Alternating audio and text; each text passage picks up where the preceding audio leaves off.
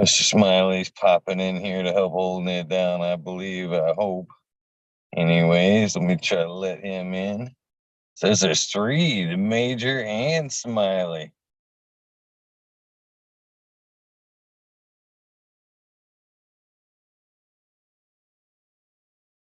What's up, guys? What's up, dude? How much, man?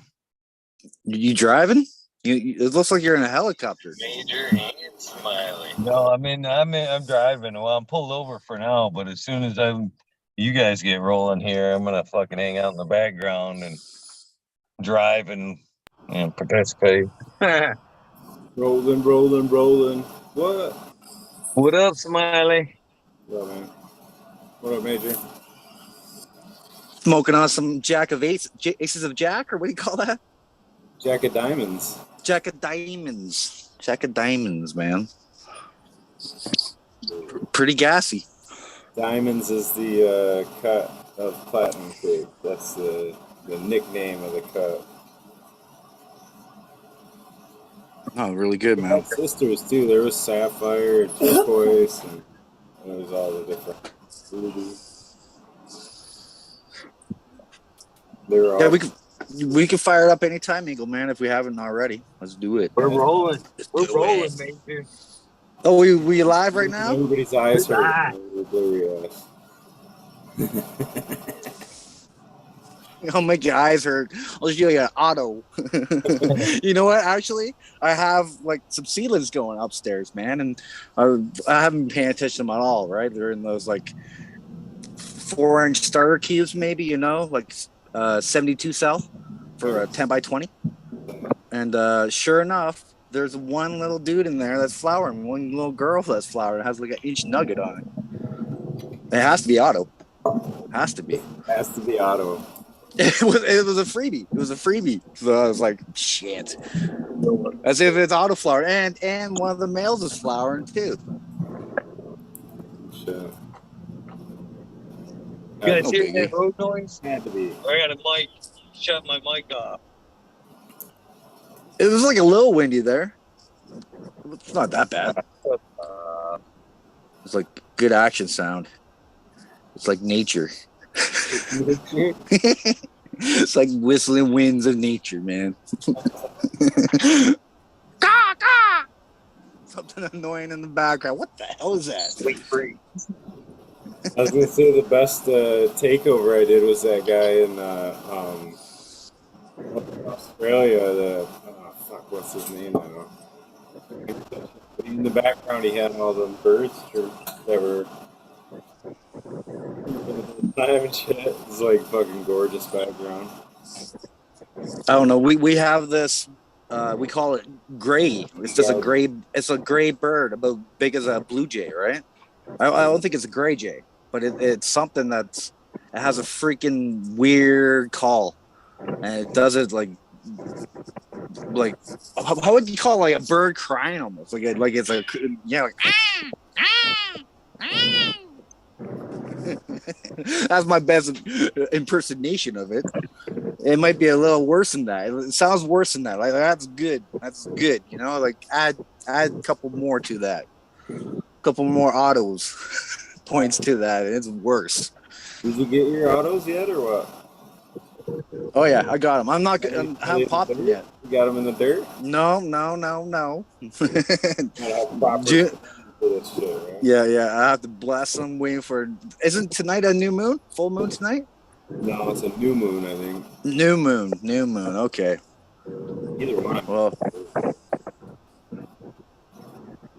either way, I'm going to wait till June when I can put what I have outside, so that there's lots of room for those guys. It's pretty maxed out. There's no room for anything. Yeah, not even us.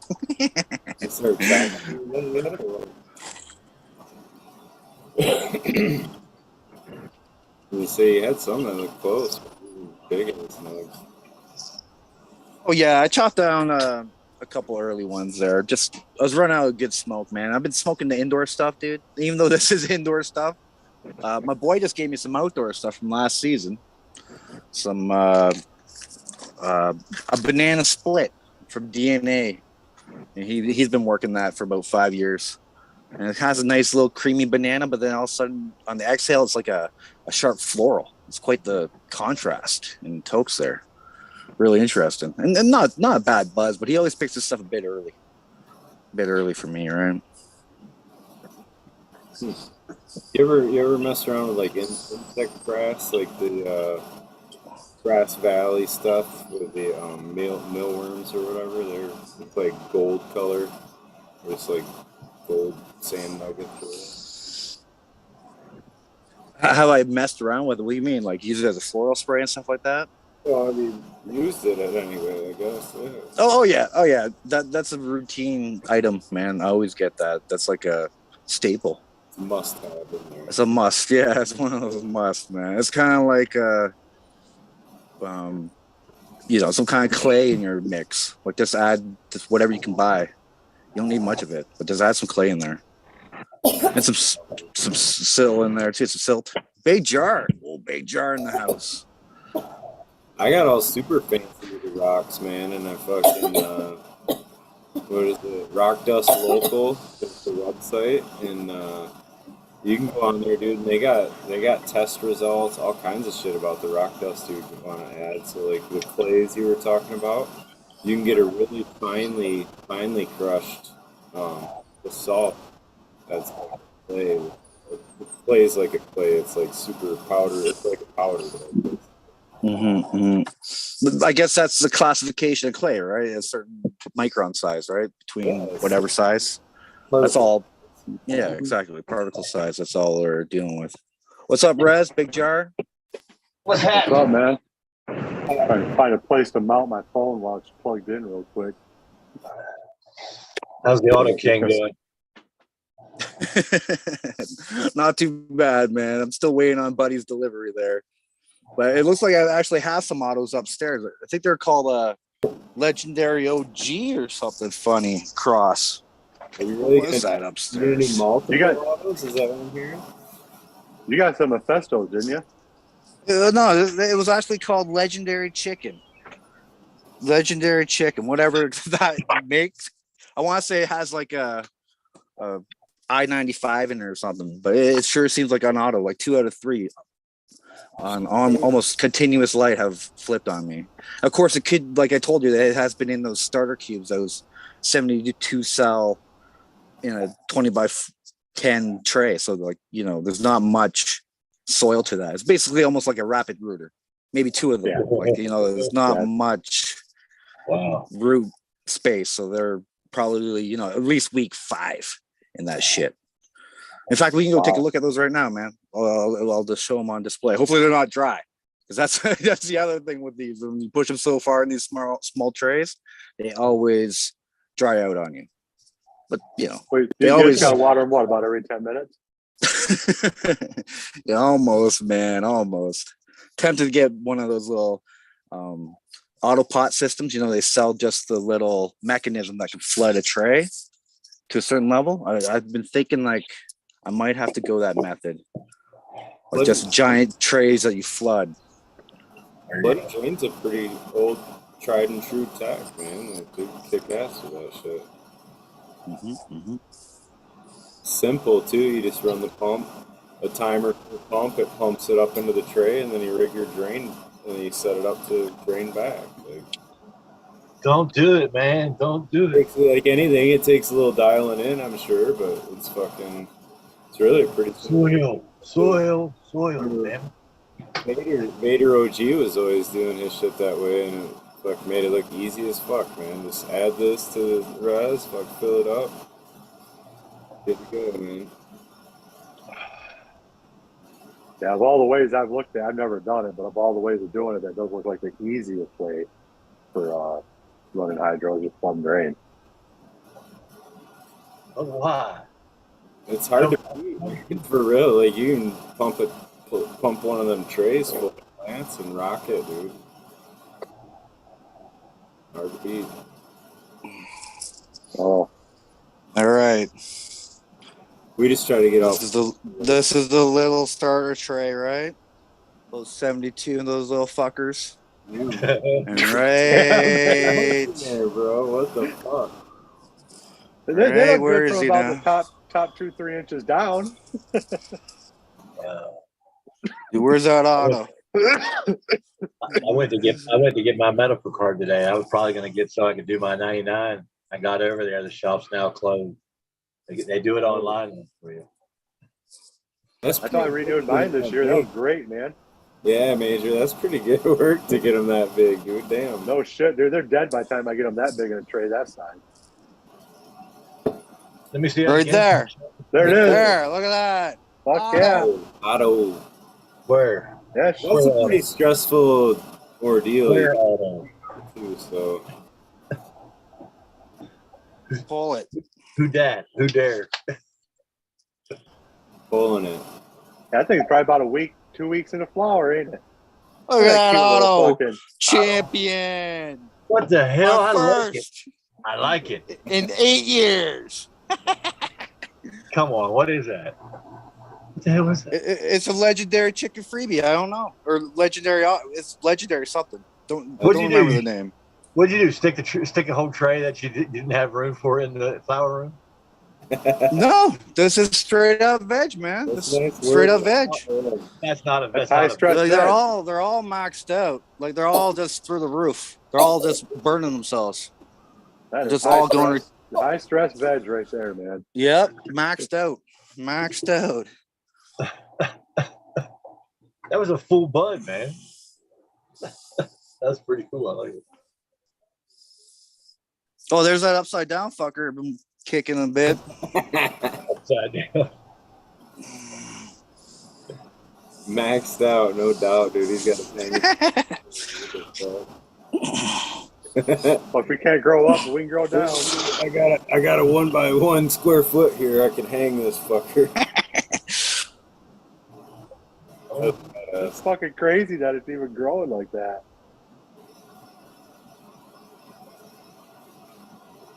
Nice work, man. That's fucking nice to me, man. What week of flowers that You're tray just is? gonna, you should dedicate like a third of your crop to the fucking auto test, and just do like a straight up, like plant seeds of the regs and fucking run them, and you know what I mean, run them like you do, and fucking see what they come out as.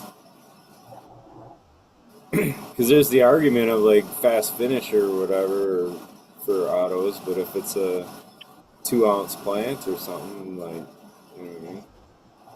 2 ounce, it looked like it might have got enough to roll a pinner off of that one. Maybe pack a bowl. It just might be the most potent shit in the world, though, right? But you all know, that that's concentrated. But that's the argument, is the autos, like, yeah, you can get it, you can stage them or whatever and do things, but you can do things like that with light depth or whatever too, and like the idea that you would yield the same and all things are equal, you're just getting an auto to a reg's equal, I disagree with. That's what I think no matter what, it's always going to have the ruderalis genetic in it, and whatever traits that comes along with are always going to be in that.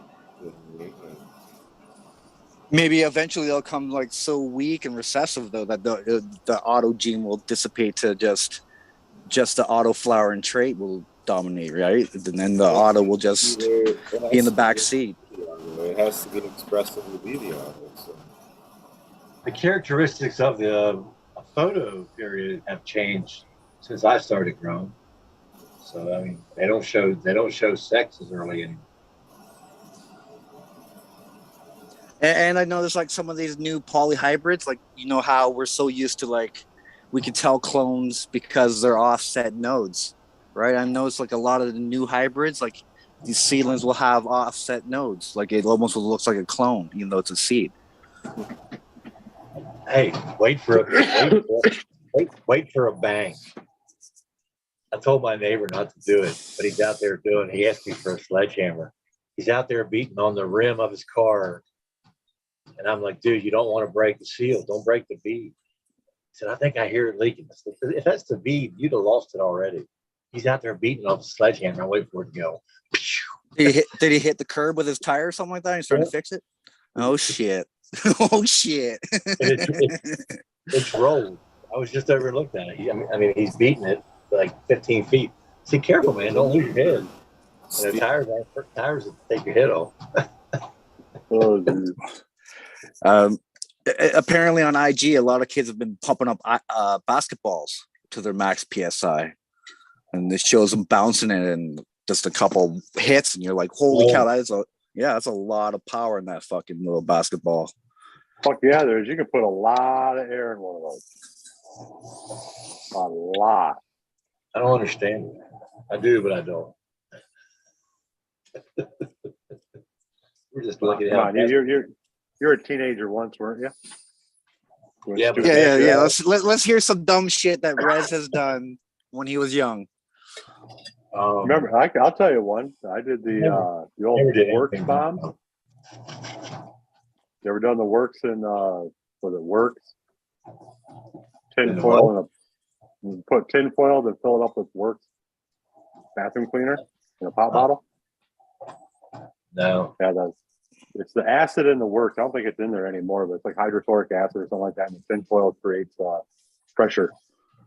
Like I can't remember what gas it off gas is, but then it just makes it blow up. We shoved one in one of those old Coleman coolers with the the nice latches, swivel latch on the front and everything. Blew the hinges off the back of it. Did you guys hear that? He's out there beating on that. He needs a bigger hammer. He needs someone to hold the tire so it don't move. Yeah. Get out there, Rez. Go record it. Help This him. would be awesome. It sounds like awesome footage. It's rolled. It's like 3 inches, and the length of the rim, a 17-inch rim on that Toyota, brand new Toyota. It's like rolled this, and it's rolled like a turn of from where it started, half inch. That much of that bead has got a half-inch rip. I'm like, dude, you're sitting on the bead. That bead's not just. He said, I think I heard it leaking. I said, no, that's just you hear it leaking because you know it's there. I said, if that's on the bead, it would already been going. When it goes, that's your brain leaking good thoughts because you're going to get a hammer and hit the rim with a hammer. Yeah, that's what you're hearing, boy. Don't listen to the ex-professional truck driver mess around with tires. Go ahead, have some fun. I'm gonna sit here and I'm gonna hope you don't get hurt. I'm gonna get a laugh. Be a whole lot funner though if we could see it, right? No, I am not. I could go out there, man. He'd be like, "What are you doing?" And everybody wants to see you blow his tire off. So. I just talk about, it's like that car crash. We're just waiting for it to happen. We know it's going to happen. I think he's done. Done or dead. Get it fixed, Roy? Fixed it. Perfect. Didn't balance everything. Yeah, balanced perfectly now. Yeah, balanced perfectly. Let's roll. Could you hear that? Did you hear him hitting that? Through my mic? Could you hear that? Yeah, it sounded like precision to me, Rose. Precision work happening. Right. He was hitting it, man. I didn't hear a lot of misses, man. That was good. He was actually on target. So he didn't blow it up. I didn't hear the psh. Hey, man, I was an auto technician. Give me a pry bar, a hammer, and some duct tape. We'll fix a lot of shit, dude. He's done it again, man. But I'm not beating on that. I'm not beating on the tire on the bead. I mean, what can I do? Well, he's balancing it now. It's just a little out of balance. You just got to do a minor adjustment. No, he's trying to get some pressure off of it because he thinks it's making it leak. And I said, that's the bead. If the bead goes, you got no air in that tire. It's not slow leaking. But maybe it is. Maybe I'm wrong. What the fuck would I know?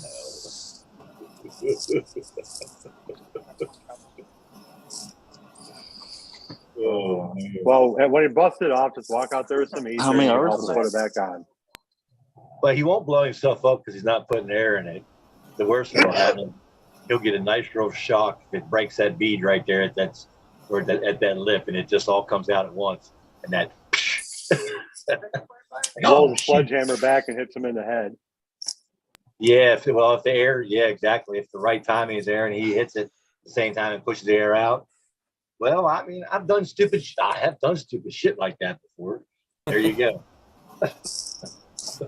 I had a hammer do that when I was working as a mechanic there. So like the 1-ton van pickups or whatever, they all had the steel rims with the 8 lugs. So it was like the big heavy duty one, you know. Well, they would always stick because there was 8 lugs. It would like freeze up. So you thread one lug on and you hit it with a hammer.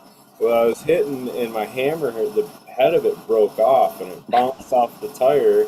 And hit me square in the chin, dude. Just bong, rung my bell. I was already on one knee because I was under it, you know what I mean, and hitting the inside of the tire or whatever. And like, yeah, dude, it rang my seeing stars. I put you know what I mean, put my hand to the concrete. It was like, where the fuck did that happen?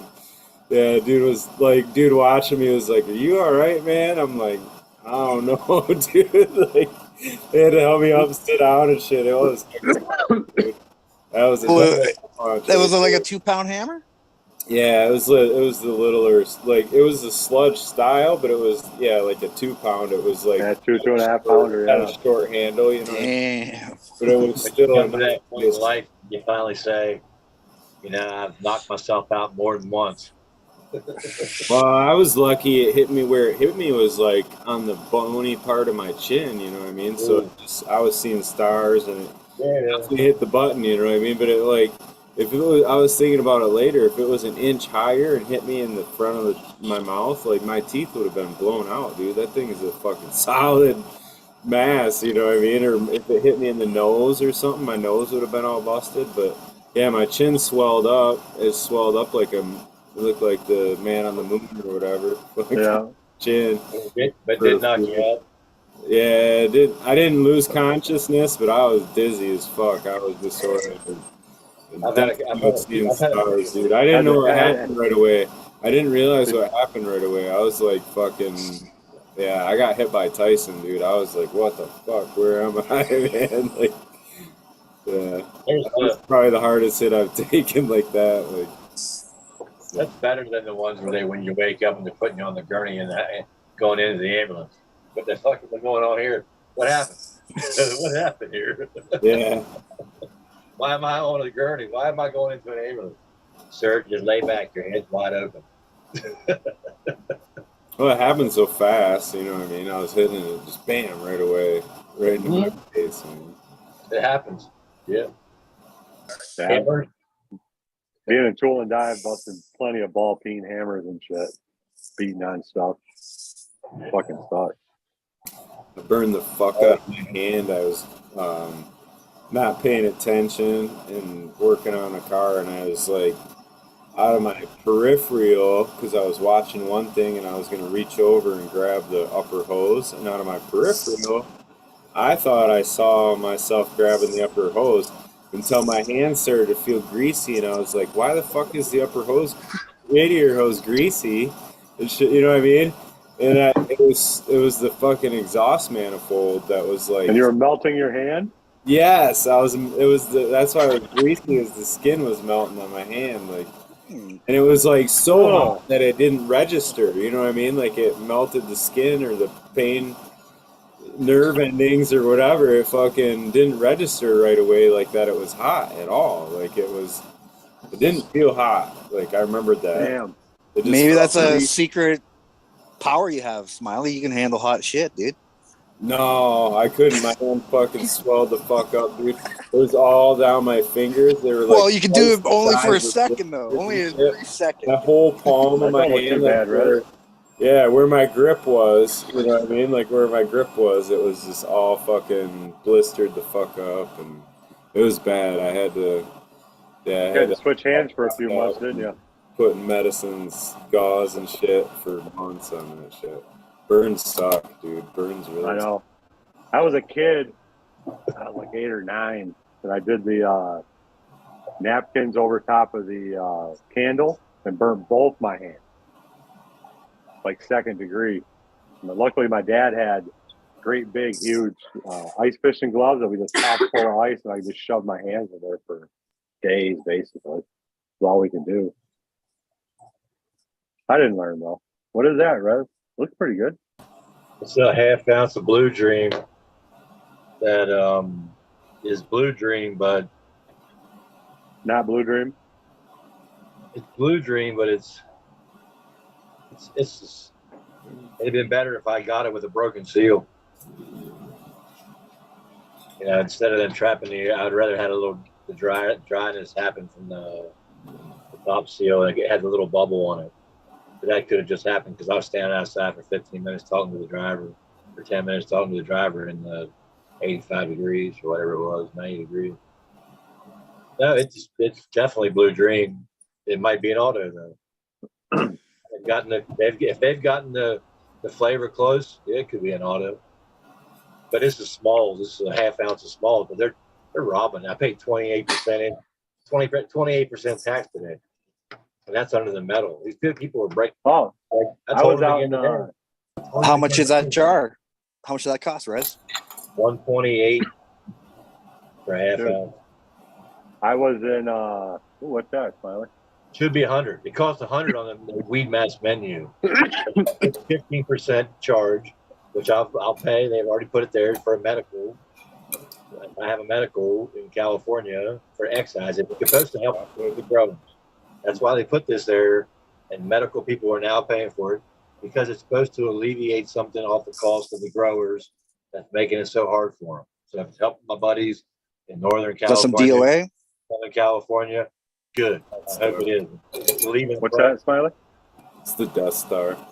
If it's excise tax of 15%, relieving the problem that made it hard for the guys that were the legacy guys and pushed a lot of them out and helping them, I'm willing to pay it as a medical guy. And I'll go back to growing it or trying to grow it myself. But on the flip side of that, if you can't charge me taxes in this place right here, don't put the state on there and don't put the stuff on there if it's under a doctor's name. You're going to make the mistake, and I can't help you. I can only warn you 3 times I've given you. Sooner or later, if they're legally able to do it, and they're just breaking the law in one way or another, whatever. But I don't want to pay 28%. I don't want to pay 128 on 120, because now your driver's not getting a tip. I'm sure you're paying him well. And I used to tip pretty good, but I'm not giving a tip no more. So that's $1.28 delivered to your front door then. Yeah. Okay, that's not too bad then. That's not too There's bad. other stuff in I don't there know how far. Well, watch this. I could have Go ahead, got an ounce. There's stuff in there where I could have put it together and got it. I could have got an ounce of cheaper shit for what's $15 Which one is that? $30 a quarter. So I could have got 120, 160 for delivery. I could have got a full ounce. There's stuff in there for $100 an ounce. There's other stuff for $100 an ounce in there, right? So you just. I was in St. Louis last week. They just went medical or rec in Missouri. Yeah. 4 1/4, 4 1/2 an ounce. In Missouri, they went rec? 4 1/2. Yeah, 400 an ounce. That's one of those 150 an ounce. One more state closer to Tennessee that has it. I was gonna have my buddy take me. He goes, yeah, if you want to run to the dispo, and I'm like, well, don't you have any at home? And he goes, yeah, I got some at home. I said, what are the prices out here? He goes, fucking ridiculous, man. It's like, you tell me, he said, yeah, pull it up. I pulled it up on Weed Mass, and it's like, Jesus Christ, man, a gram of concentrate was 175. Whoa. What about flour? Flour is like 400 an ounce. And they were only doing ounces, halves, and quarters, and that was it. Or you could get prepackaged 8 for 65. Okay, prepackaged 8 for 65. That's the good stuff here still. Literally, I'm not saying that's good stuff. That's prepackaged shit out of Cali that they can't sell probably. All right. No, it's not. I sell Cali weed, Missouri. But now they're top shelf I would stuff say was anywhere from Oklahoma 350 to probably. 450. Right. Oklahoma probably closer. Right? Yeah. Next door. Shit, I'm pretty well. This is supposed to be this strain, man. That's my favorite strain. One of my favorite strains. If you're going to go sativa for something that's got a newer name, if you're not giving me something along the lines of the Jack the Rare or something, something they call it. The Blue Dream flavor, even before Blue Dream had a Blue Dream name, it was out there. That had that you could. It was just in that. It's in that sativa base that we were smoking out of in the late '70s and the '80s and the early '90s. I didn't know it before because I just getting high, right? Until I started listening to you fuckers on here and trying to learn all this shit in my head. But then I've been able to separate. I could think about the weed I was smoking now more and put it into a folder. I could say, oh, this taste and this effect and what it's giving me and the way it's making me act or feel, and even if it's a feeling I really don't like out of that strain, I can place it now in a time period. Get better. Yeah, I got like 3 categories. Do I get high? Do I not? If I don't, do I at least not hurt? As long as I check at least one of those 3 boxes, I'm okay. If not, it gets chucked. Okay. If I don't get stoned, I better not hurt. My back has been fucking killing me. And I got a couple. The neighbor gave me some, and I don't get really stoned off it, but my back just mellows right out. So I'll take it. Oh, your back. That's a good one. I got 3. Yeah, I got 3 herniated discs in my back. So. I know all about that shit. I hear you. So it's got to be loud as fuck to be a keeper in my book. Loud? You got to have it loud? It's got to be pop the jar and fucking people look from across the table like, what the fuck is that? Like, that Sky High. That Sky High is getting nothing but fucking louder in the jar. Yeah. And that is the most unique profile I've grown so far. Smells so loud it makes your ears perk up, Riz. You know what I mean? Okay, but what if I give you a loud weed and it's freaking got shitty effects? It doesn't get you high. That's not a thing. That's like not a thing. What are you talking about? What's that? If it's loud, Major? Smell, that's the one that's gonna get you high. What are you talking about? That's the most smile. It's like opposite ends of the spectrum you're saying there. Like, you sure about that? If it's loud, it's gonna get you high. Yeah. Usually. Yeah, usually if it's loud, it's definitely on the upper end of good weed. Yeah. Of course, we know terps can modulate your high, right? Yeah. Especially when you start smoking it and it's got that linger in your sinus. Dank there. Yeah. Hey, Smiley, man. Does that. Smiley, dude. This stuff on the smoke reminds me of sangria. Yeah. Is Jack by any chance related to sangria? I guess. What is Jack? It's must be Space Queen, the popular No, it's Killer Queen. It's Killer Queen. And I think it's the JTR, Jack the Ripper. I think that was the cross. Jack the Ripper, Killer Queen. I got it written down somewhere. Eagle knows. He's going to top it. Then there's Moonshine times Space Queen is sangria. Yeah. Eagle is busting at the seams. Was I right about Jack? What's Killer Queen then? Killer Queen. Does Killer Queen have Space Queen in it? Yeah. Okay, so Space Queen is where the commonality is coming from. Somewhere along the line. At least that's the common in all of them. Cool. Well, we can go check out some Blue Line pie crosses. Killer Queen is the G13 by Cindy 99, it looks like. And the Jack the Ripper is Jack's Cleaner by Space Dude, which was Romulan by Cindy 99. So the Killer Queen was a little different lineage for that Cindy 99 run, I would imagine. Well, if you're a seed buyer and you like Cindy 99, because I like Cindy 99, and a lot of people do, I would get a hold of anytime you get a chance and want to spend the money, some of Professor P's stuff. Turn the lights down a little bit so you see a little bit. Better be running through his Looks good. C99. Nice stack. Oh yeah, these are stacking up nice. Oh, And this pheno is getting the sweet. I'm getting a sweet hint of lime or something off of it, definitely. Lime. Yeah, I definitely think so. Nice. Yeah, she's stacking real nice. That's the other pheno there. that's the blue lime to the crippy, you said? Blue line to crippy. And You can see the 3-leafer in it, eh? that's Really weird. That's a 4x4 right there, 2 plants. Hey, Smiley, did that Crippy have that 3-leafer going too? You mean that right there? Well, 3 leaf. Yeah, like those big families only have 3 leaves on it, right? At the max? Yeah, the sugar. Well, leaves. that's what it looks like. Yeah, I see what you're talking about. There's a plant out there that only The grows blue lime 3 leaf. pie does that. I don't know. Does it? Oh, there's Okay. a fiber. There's a fiber. Okay. I see a purple one. Do you? Yeah, they're fine. They look good. I wouldn't pull that purple one. Yeah. Hey, can you rotate your phone, Big Jar, and make it full screen? Then I think. No. Oh, maybe Don't let not. me in your garden, or I'll point everything out. No, you can go ahead. Nice. What week is it? 3? Going into 4? Just going into 3. I just Just finished going on day into 3. 21. Nice.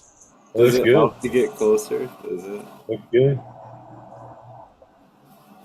Let's test the quality. Get right in there, Jar.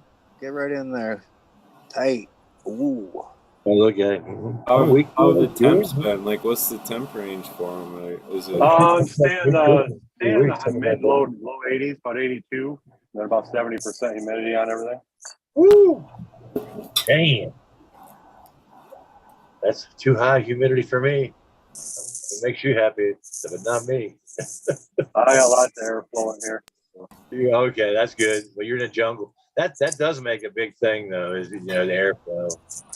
That would make a big difference. But I still want to get it down. Can you get it down? Are you in a greenhouse? No, I'm in a wooden box inside my garage. And this is the little one that is trying. Looks like an auto. It is a very, very short indica. It's probably hopefully going to be loud as fuck. Now, would you think of repotting that, like dig it up and put it in a pot and bring it up to the light, or you're just going to rock it out? We're going to rock it out right here, call it a day. Right on. So, I don't. What do I do? Just put it on a pot and put it right here. Yep. I don't have very many options. and like I said, you're what, week 3 into flower, and I'm going to dig it out of my 100-gallon and put it in what? Stress test. Yep. Stress test. Yeah. So I got 2 clones. I'm going to run outdoors. I'm going to run this one outdoors because it'll be nice and short along my fence. So, but no, stacking wise though, the structure is very close on both of them for stacking. But the branching on this one is definitely a little thicker all around.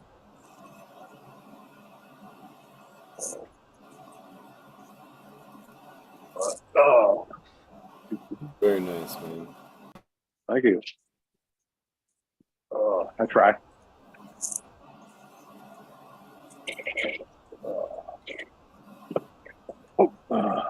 Minus No, 3 it's, up. Pie though, I'm curious how that comes through. I'm glad he's saying it's kind of got some limey to it.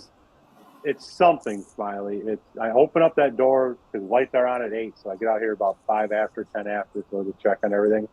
That first crack of that door is a nice, sweet smell coming out of it. And like 2 weeks ago was that earthy smell from the dirt from the transplant and everything, and now this real sweet smell starting to take hold. So yeah, definitely looking forward to it. So, but definitely gonna be some dense bud. It's definitely got that. Yeah, because I ran a Crippy cross already, didn't I? Yeah, I ran the Count Crippy. Yeah, it's got that same bud structure. It looks like. I like that too. Yeah. So that's golf ball kind of easy trim bud too. Oh man, and cured up in the jar, man. Those things stay. They're like they're nice little nuts, nice little rock nuts. They're nice. That's all I got left is I think about an ounce of that and an ounce of the Sky Highlight. A little bit of skunk smoke. That was one thing, like with the Jack Skellington crosses, they like a lot of them seem to be like a lot of little leaves in the bud. You know what I mean? Like where they, I don't know, if you're really trying to trim them, it gets kind of tough. It's a pain in the ass.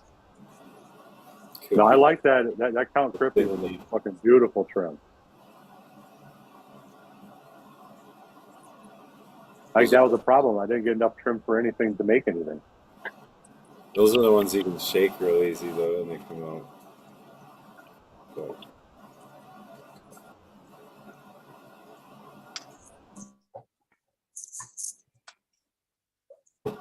yeah, I'm excited, man. Mine just flipped, so in the first week of flower, got to do some leaf pruning. There's fucking jungle in there, and they're Yeah, not.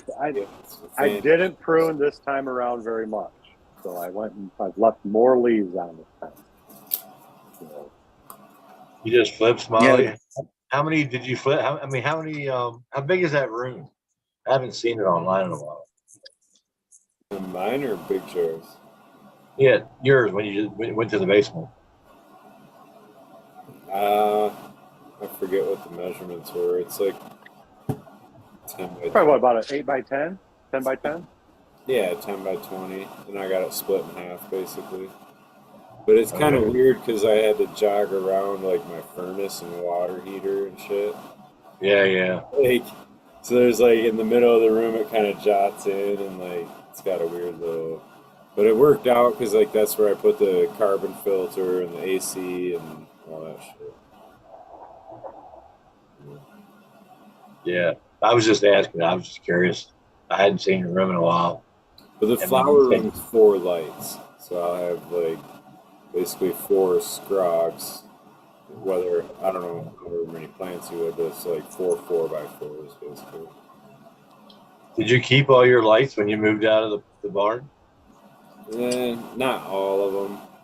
All the working ones? Like, so I had most of the shit out of there. Like, I had all the soil and a lot of the valuable shit I pulled right away. Like, you know what I mean? So There's a lot of bullshit around there, you know what I mean? And just, I don't know why, but the lady that I was renting the barn from, her brother lives right around the corner, and he grows too, and I don't know. He came down there one time and walked through there and was looking around and shit. And I mean, there was all kinds of bullshit. Like all them hot tub covers were in there and shit. Like I was just gonna get a dumpster and like fucking like that was a lot of work getting those in there. There's a fuck ton of those hot tub covers. You know what I mean? Like hot tub covers. Yeah, it's because they're like that thick of like insulation. That's what I used on the concrete floor to keep the plants up. I didn't know that. Whatever. Yeah, it ain't perfect, but like I don't know. That's what we did. Anyway, yeah, it worked for a while. But the yeah, so her brother was like, "Well, I'll just if you want, I'll just clean this shit out of here and take what I want, and whatever." And I was like, Done. And I was like, for real, like, so there was some. It did look like I was leaving some stuff because there was like 3 broken like fucking HLG boards. The blue spec boards that all broke on me, but they fucking those were sitting against the wall and shit because I knew those weren't the ones that worked and whatever. You know what I mean? Like the ones that worked, I had home already. Like, so I think he saw those and thought something, and we saw some seed units and shit. But all that shit was fucking 2 years old already. You know what I mean? Like it needed to be replaced actually. Like. I don't know, but whatever. He said he was just gonna clean it all out. I was like, "Fuck yeah, dude! You wanna? All right, man, go at her." So I ended up getting away from that. So I didn't have to do a dumpster. I didn't have to do nothing, dude. Like, I learned off that grow. If you wanted to, you could finish your whole grow in a freezing temperatures. All right, Eagle, man. Everyone's curious what's up with you, man. Where are you going, Eagle? Going home. I'm headed back north, man. I was come down today, and it was little man's first birthday. Oh, Oh, wow. Grandpa, yeah. how was that, man? Oh, yeah. That was the first one, Grandpa. Nice. Pretty awesome. That's cool. Pretty awesome. You didn't buy him a new But I car can't yet, hear right? shit when I'm riding down the road. I pulled over to try to put the earpiece in, and my fucking headset's dead. So I'm just gonna have to just let you guys roll until I get back. I just want to say, me driving at night is allegedly driving at night is probably irresponsible and dangerous. Oh, shit. But I love it. My fucking adrenaline is spiked like motherfucker. All right, that's just. But I ain't gonna be All right, be zooming safe, too. man. You just I focus will. on driving. Kind of a little wee moment, but it's all good. Yeah. All right, you guys have fun. Yeah, I used to be a bad motherfucker and drive without my contacts, man. Yeah. It's not His cool. eyes still fucked up. His eyes still fucked up, ain't it? Why he shouldn't be driving at night? Right. I don't know. Yeah. I imagine something. Something like that, probably. People is Yep. all whacked out, man. It's not Yeah. no drunk. You'll be all right, Eagle. It's not you don't drink, and it's not drunk 30. Nah. Yeah. It's still fucked up. I can't see shit on the left side still. That's Anyways, Boy. back to driving. Yeah. He gets going about an hour, and they just be driving in the fucking Great White North and the Great Black North in a little bit. I got a brother. Shit, like that. you're in Canada. Fuck, turn around. You go too far. Oh fuck, that'd be funny as shit. My father-in-law did that, coming to my house. Well, there's a lot of those roads where you just get on it and all of a sudden you're trapped. You have to go that way. You're like, oh shit, what the fuck? This is not what I wanted. The bridge to Canada. Yeah. He ain't been to my house since. We had that when we were in Texas. We were trying to get off an exit, and like we could have taken the exit before or whatever because it all kind of joined. But we're like getting to where our exit was, where GPS says, and it's under construction. So we're like, oh fuck, can't get off there, you know, like. And then the next fucking like 10 miles of the highway was construction. They had us over on the other side of the road and shit. And it's all tore up, can't get off. I was like, motherfuck, man. Like 50 minutes later, we're back where we were, you know. When I flew back home, I rode back to the airport with one of the guys from the show. I take the rental car back, and we get off the exit, and it's like, fuck, I can't turn left. Where the fuck am I supposed to go? They didn't have any detour on how to get there because they closed the road. I'm like, fuck it, dude, just turn left and go down the wrong way. Who gives a shit? 4:00 in the morning. So he's like, fuck it, all right, let's do it.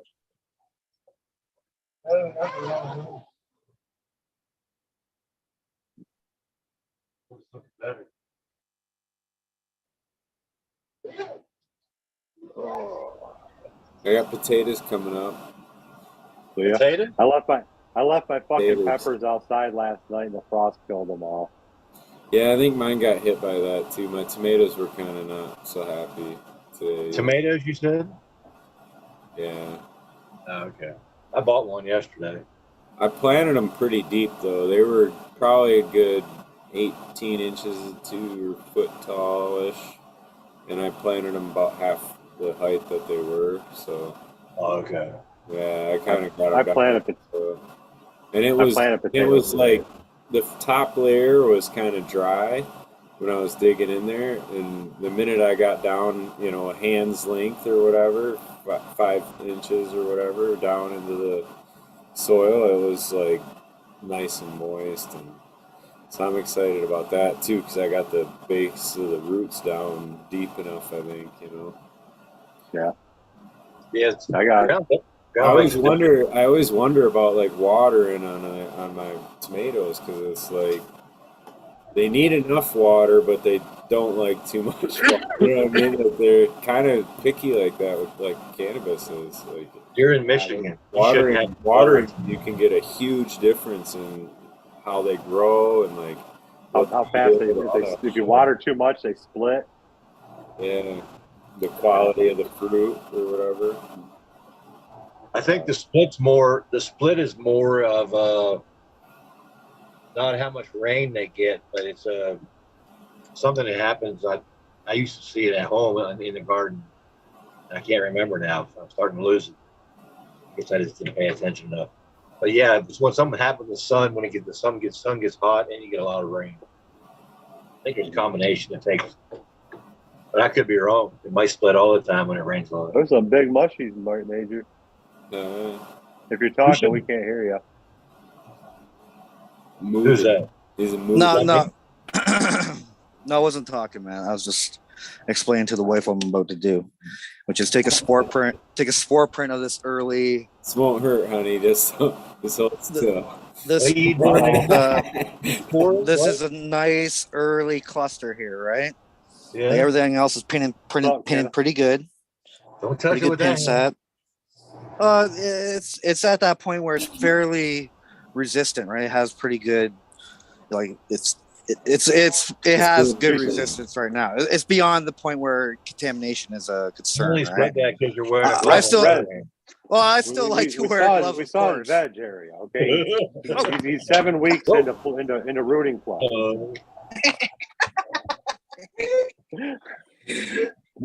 Let me get my Coors Light out.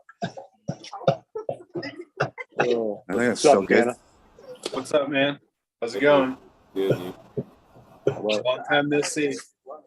Long time, man. Looking at Major's mushrooms. My hair is getting longer. It looks like you're losing yours more. Yeah. Oh shit.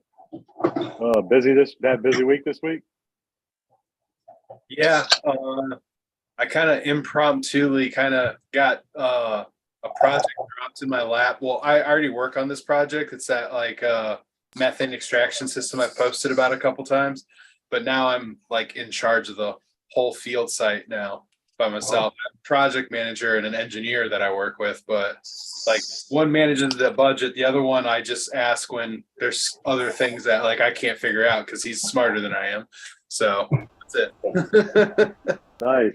I was out by Leavenworth last week. Kansas City. Nice. I didn't even know it until someone said something. I'm like, what? He goes, yeah, it's just up the road a little bit. I'm like, oh shit. And then there's this place called Subtropolis out there. It's an underground salt mine or some sort of limestone mine or something like that. But they've built in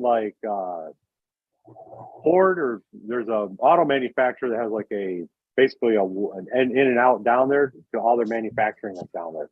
So it's all climbing, 50 degrees year round, all that, or 60, something like that, geothermal. Pretty sweet, I guess. So that's pretty dope. There's I think it's in Ukraine, and I don't know if it's a marble mine or a salt mine, but they've got these huge vaulted ceilings, and you walk in it, and it's just what the fuck? And you can fit a Statue of Liberty in these things. Oh damn. Yeah, that's how cavernous they are. Yeah, it's you walk into it and you think you walked into what is it from the Lord of the Rings, the Mines of Moria. Mm-hmm. Yeah, there's some like that in the U.S. I've been in the tractor trailer typically doesn't get into the bigger rooms, but I've been in some caves.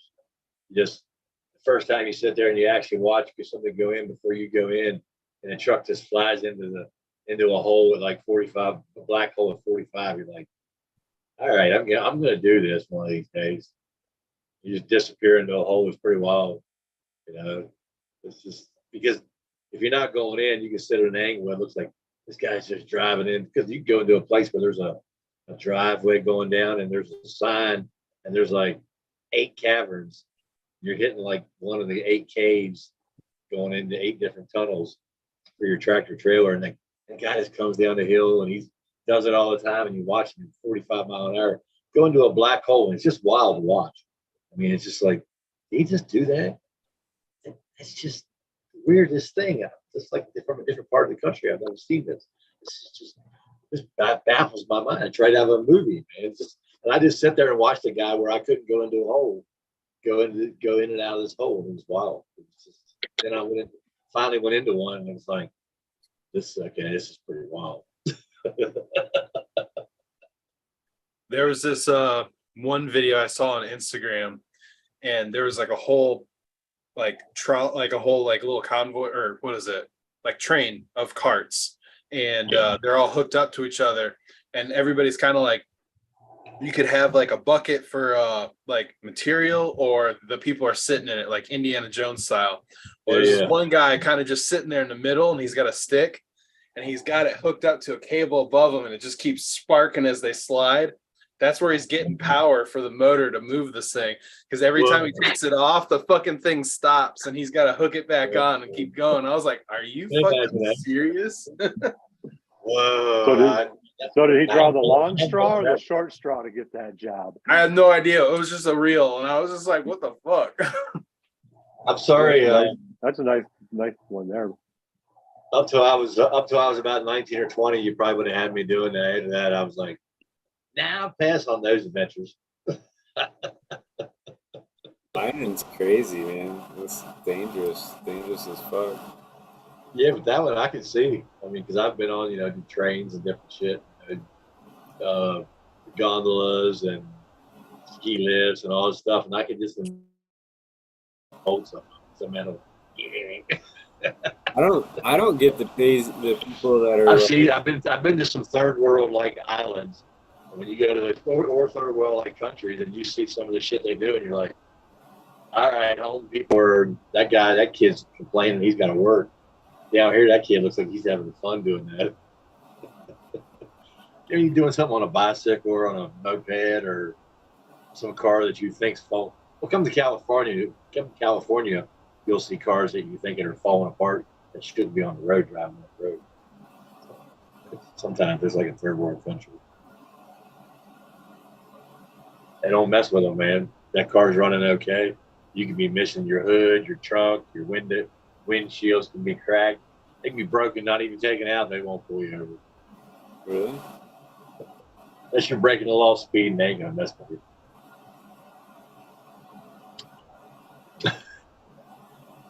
Anyway, third world country in the U.S. All right, that's a downer note. Somebody say something. Yeah, man. I was gonna say it's actually about my time to jump out. I do appreciate the hangout, man. Where are you going, man? Gotta get to bed. I gotta fucking. How's the other job going? I haven't asked you. I haven't heard in a while. It's going well. I don't know. It's job. It's full. You like getting back to it? I mean, change. You like to change? I do. Yeah, I like it. It's fun. It's just different, I don't know. Did you like growing weed full time better? Oh, absolutely, yeah.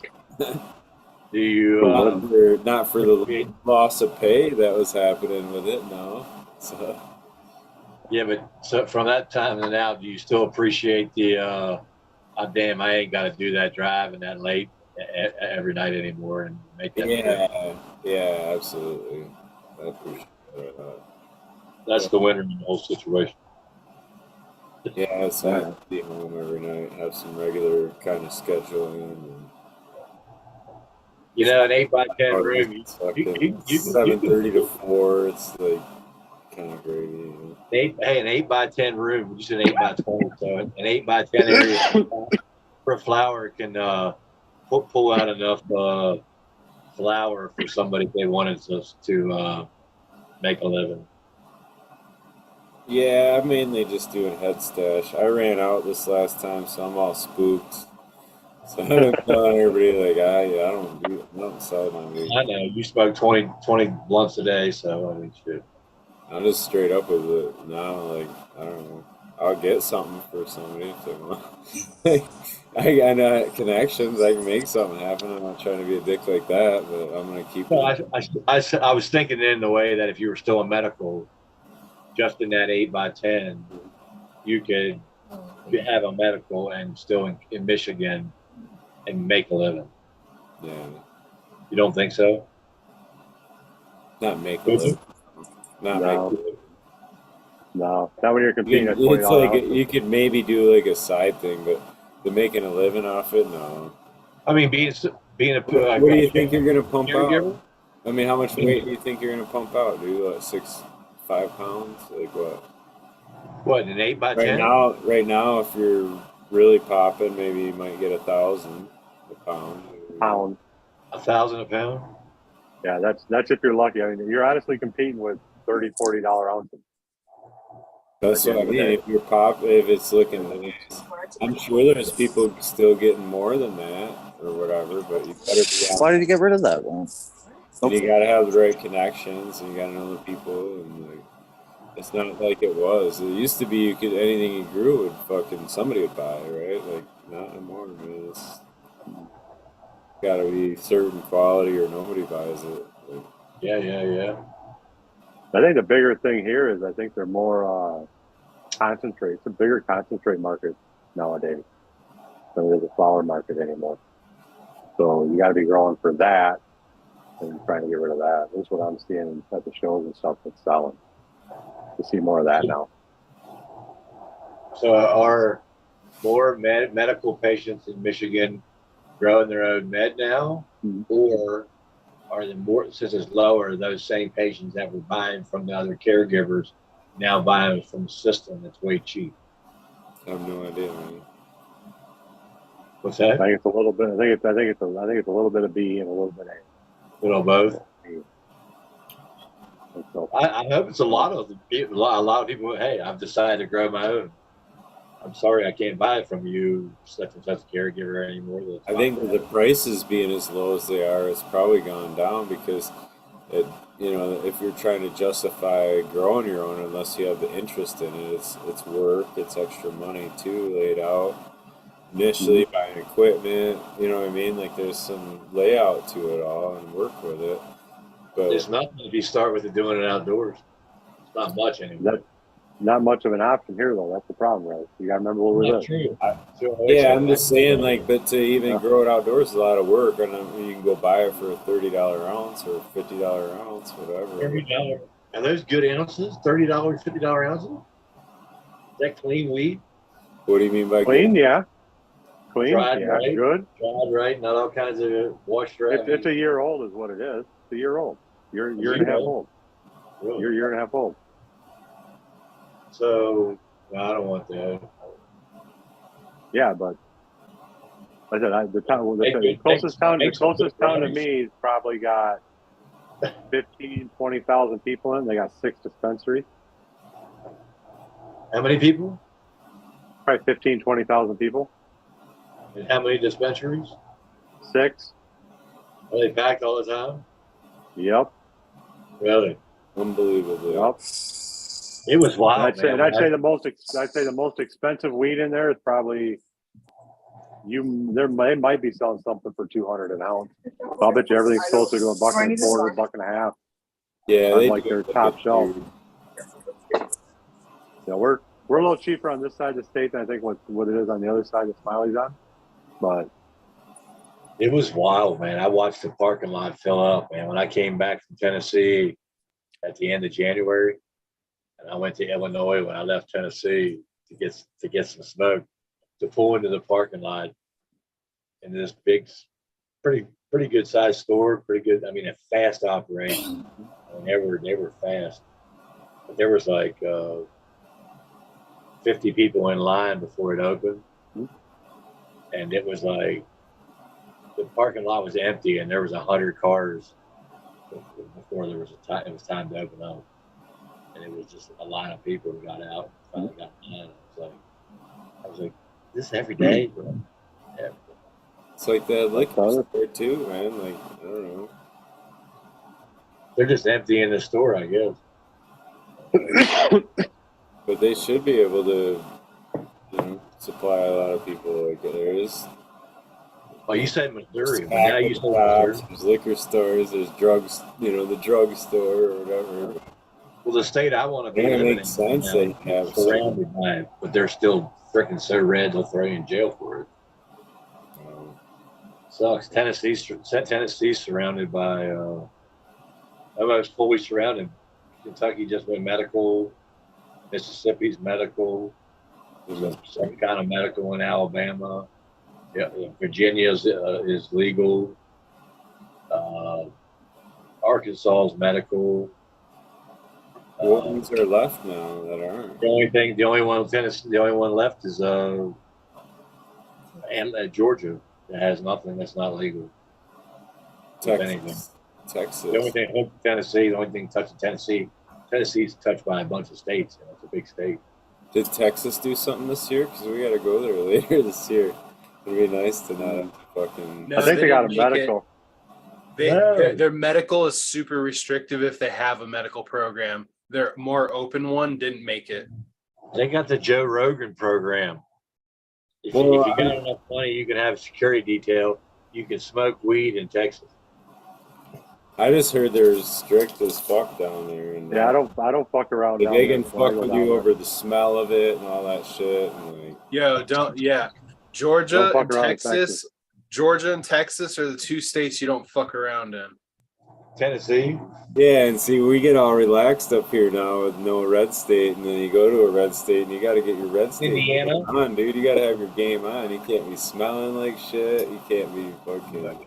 There's all kinds of red states. Can't be fucking around, dude. They'll pull you over and search your shit. And can you have CBN or whatever, or CBD? Can you have CBD? Yeah. If you have CBD, you better damn have a receipt for it. Yep. Yeah. There you go. Yeah, in Texas. Buy some CBD. Why is modify it in the proper wink, wink. packaging? Why is it in the Ziploc baggie? you gotta play some of the game. You gotta at least get some of the pre-rolls and modify that pre-roll CBN or CBD. I can follow the map and go around now. There's an interlinking medical all the way to. You just do without for a couple weeks or a week, however you go to Texas, bud. No. What? Send in the mail now. Right. So We're considering all options. We're considering all options. You got to make sure you drive through Oklahoma. So you just drive through, hit Oklahoma, and just bake there for like a day. You're a little bit in Texas, and then make sure you stop on the way out.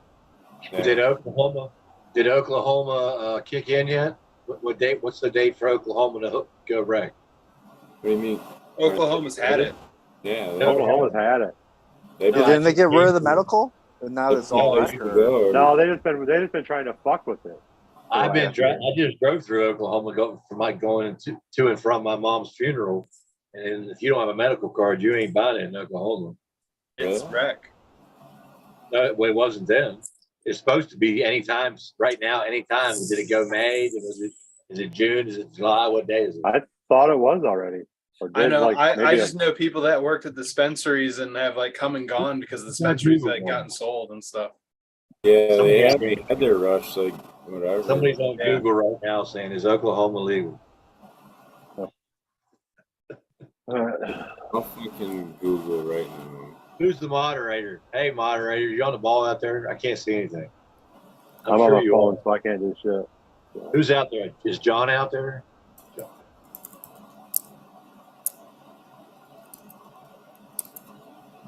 No, and I came through because it was $80. It was $80 ounces. I'd have come back through that way, but I literally took a line from Illinois all the way to California and made me miss Texas because every other state was at least medical. And I had it in the car and I'd be like, dude, officer, I'm freaking this old now. You want to deal with me? And I got this in the car, whatever. But I'm in medical and I got a medical here. So if you want to argue this out. Yeah, no, it says they rejected the medical. Yeah, you're right. Did reject the because they're in medical. Who did? So Oklahoma rejected. Right. Sorry, rec. Right. They did. Yeah, the rec, but it's because anybody can get a card. Basically, you can't pull in. Unless they just changed it in the last couple of months. I thought it was supposed to change. I don't live there, man. I was just reading the headlines. But I just looked it up too, and chat's confirming that it is medical only. Sorry, Russ. No, there's a date this year. It changes. It's already passed. It's all blowing up. No, it didn't pass. It did not pass. It did not pass. No, they voted it down. Yeah. I think it was a shitty bill too to start with. I don't think it was very legit. Was another problem with it. It was probably going to be very restrictive. Very corporate.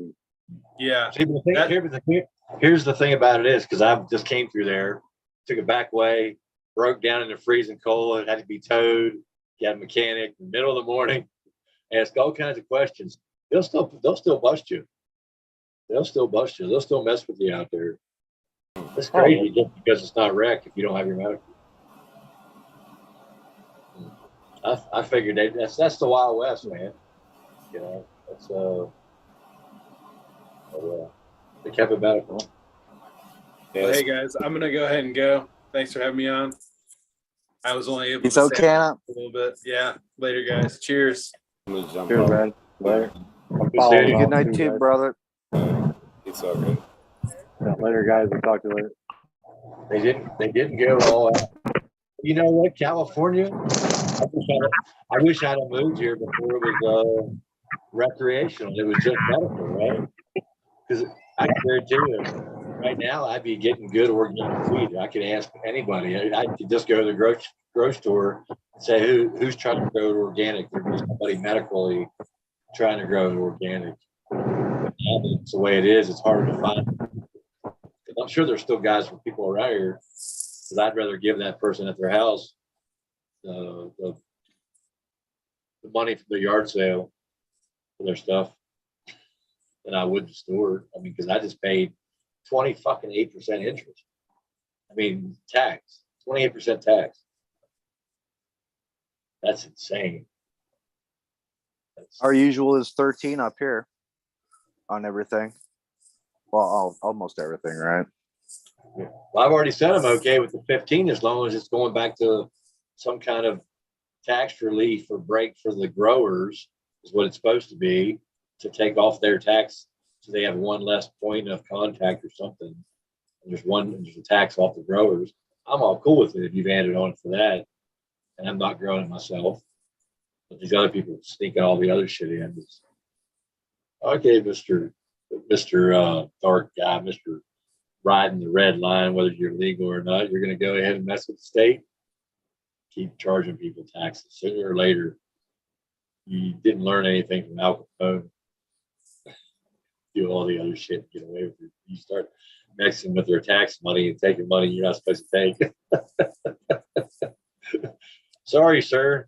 Growing marijuana, you don't go to jail for anymore for that. But taking people's money and saying it's for taxes in the state of California will get you a hard time. Well, there must be some kind of weird political twist on it where they have some programs where they're spending that money on. No, well, I'm not supposed to be getting charged it. But if you're just a rec buyer, you're going to pay that 15% because of the way it's changed. If you're a rec buyer, just recreational, you come to California and visit, on your bill, it'll say the excise 15%. And even today, this is how smart they are. It's 15%. You can go on the internet and says it's plain, it's 15%.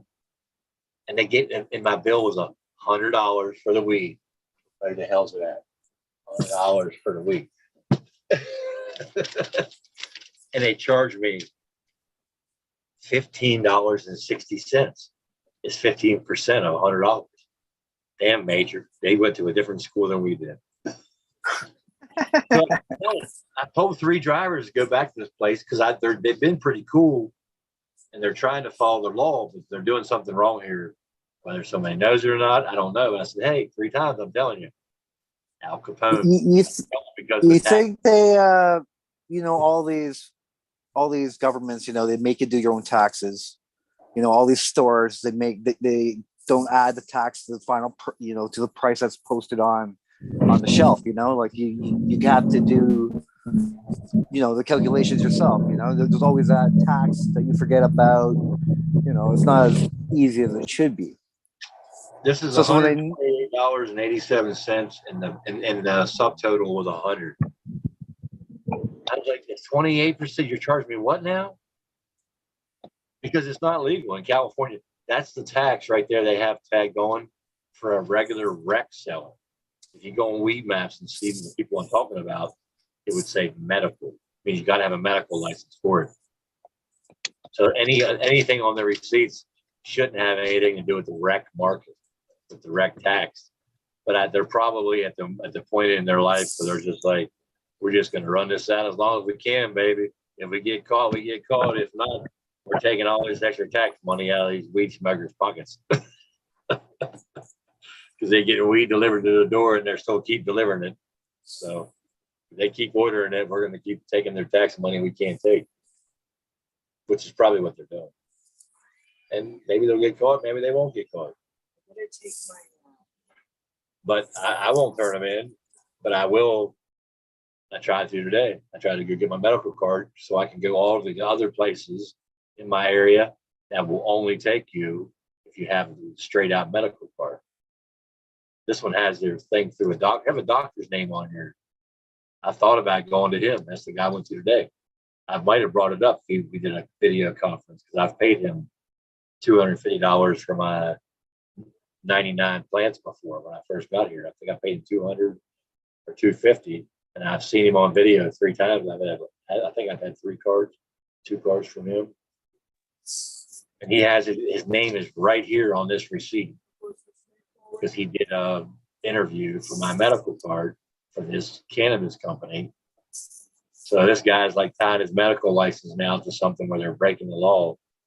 It is. I'm trying to warn you guys. You can only do what you do, man. You know, I can only tell you so many times. You know, so finally the tax guy's going to show up at your door, and I won't see blank name on the weed maps anymore. Hey, Rez, what are you drinking? This is Coors. It's mixed with grapefruit. It almost looked like. Oh yeah. What do they call those things? I don't know. They sell them up here as a. What are those mixed drinks? With, you take a beer and you add the fruit juice to it. Oh gosh, I don't know. Yeah, whatever. Weird coolers, yeah, I guess so. No, there's a weird name to them. I forgot. It probably does have a name. My mom drank this. I found out in January at her funeral that she used to drink. Like if you pour in a glass, my daddy didn't want to drink whole beer. If there was anything left, he'd mix it with some orange juice or grapefruit juice. My mom would drink it. So yeah, I forgot. There was a little mix just Yeah. like that. Beer mixed with orange juice that I used to buy. It was a nice combination. The funny thing it is, you could do this with a lot of different stuff that you buy as like a cider. And at the right mixture, it would taste like that cider that you spend. People are spending freaking how much money on, holy crap, on seltzer water. It's like $10.99 for one of this. And I'm like, this is Coors Light when it was still safe to name your kid Adolf Coors. Adolf Coors from the time when it was still safe to name it was still okay to name your kid Adolf. Mixed with a little grapefruit. It's tasty, man. I'm telling you. I get all my vitamin C now. I buy plenty of Florida grapefruit juice, 100% grapefruit juice, because it has no water mixed. It has less vitamin C, but it's not concentrate. 100% grapefruit juice. Juice $3.99 a half gallon, $2.99 on sale. That's gonna be hard to drink. It's been a while since I had some grapefruit juice, man. I couldn't drink it for a long time either. I couldn't drink a lot of this stuff. And then I went home for Mom's funeral, and they showed me her drinking that with the beer. And then I've been drinking them ever since. If I drink a beer, it's with grapefruit juice. I don't even like the taste of beer anymore without grapefruit juice. I drink grapefruit juice all the time. Yeah, man. I like grapefruit juice. And this one here, here you go, give a plug for Florida Natural. They make some good grapefruit juice. Yeah. No water added. If the first ingredient is pasteurized, or the only ingredient is pasteurized grapefruit juice, why the hell does my grapefruit juice have to be pasteurized? Is that because it needs the heat to kill any bacteria from the guy's hands that were cleaning it and the ladies? or the its or the theirs or the love thems or whatever you want to call it. Well, I think they store it, I want to say, in big vats. So they definitely want to pasteurize to keep it. It's stored pretty as long as they acidic can. though. Very acidic. Yeah. But it's delicious, Eagle. Grapefruit is delicious. Oh yeah. I agree. I'm just talking about the storage and the pasteurization shit because, like, when you're pickling and stuff, you know what I mean. Well, vinegar's 5.5, and that's supposed to be able to keep a lot of shit at bay. And I would think fucking straight up grapefruit juice would be a higher acidity and pH than that. You say so? What's that? White vinegar is a straight 5.5. Yes, The sir. 5 range, yep. That's used for pH down, right? Yes, sir. I've never tried it. I'll show this plant here sometime. I think it took like 12 gallons of mix, 12 of the. I don't think they're true gallons of the potters. I mixed. I White vinegar for a lot of shit. Of those two plants I had, one came out, the bigger one, the older one showed female, the other one showed male. I transplanted it, but it's a whole new world to me because it's cocoa. It's like cocoa mix. It's so here's my question: is cocoa going to feel heavier than peat moss? Peat moss No. mix like the M3 I used to mix? No, indistinguishable for us, right? You won't be able to. Maybe if you weigh it, there might be 10, 20 grams difference. It feels like it weighs 20 pounds. It's like 10-gallon pot. Yeah. I think cocoa's lighter. Lighter? Yeah. Holy shit, I got too much water in there then. It didn't leak out the bottom of the felt pot. I didn't get any water out of the pot, but it feels heavy, man. Let it dry out a bit, but cocoa usually can handle that, saturation. Yeah, it won't need any water for the first 2 weeks. As long as it's not like sitting in it, like what I mean. No, so, I probably Rez, are you still doing your top watering? Are you still watering? You remember how you had issues with your root structure because you're always just having a shallow watering issue.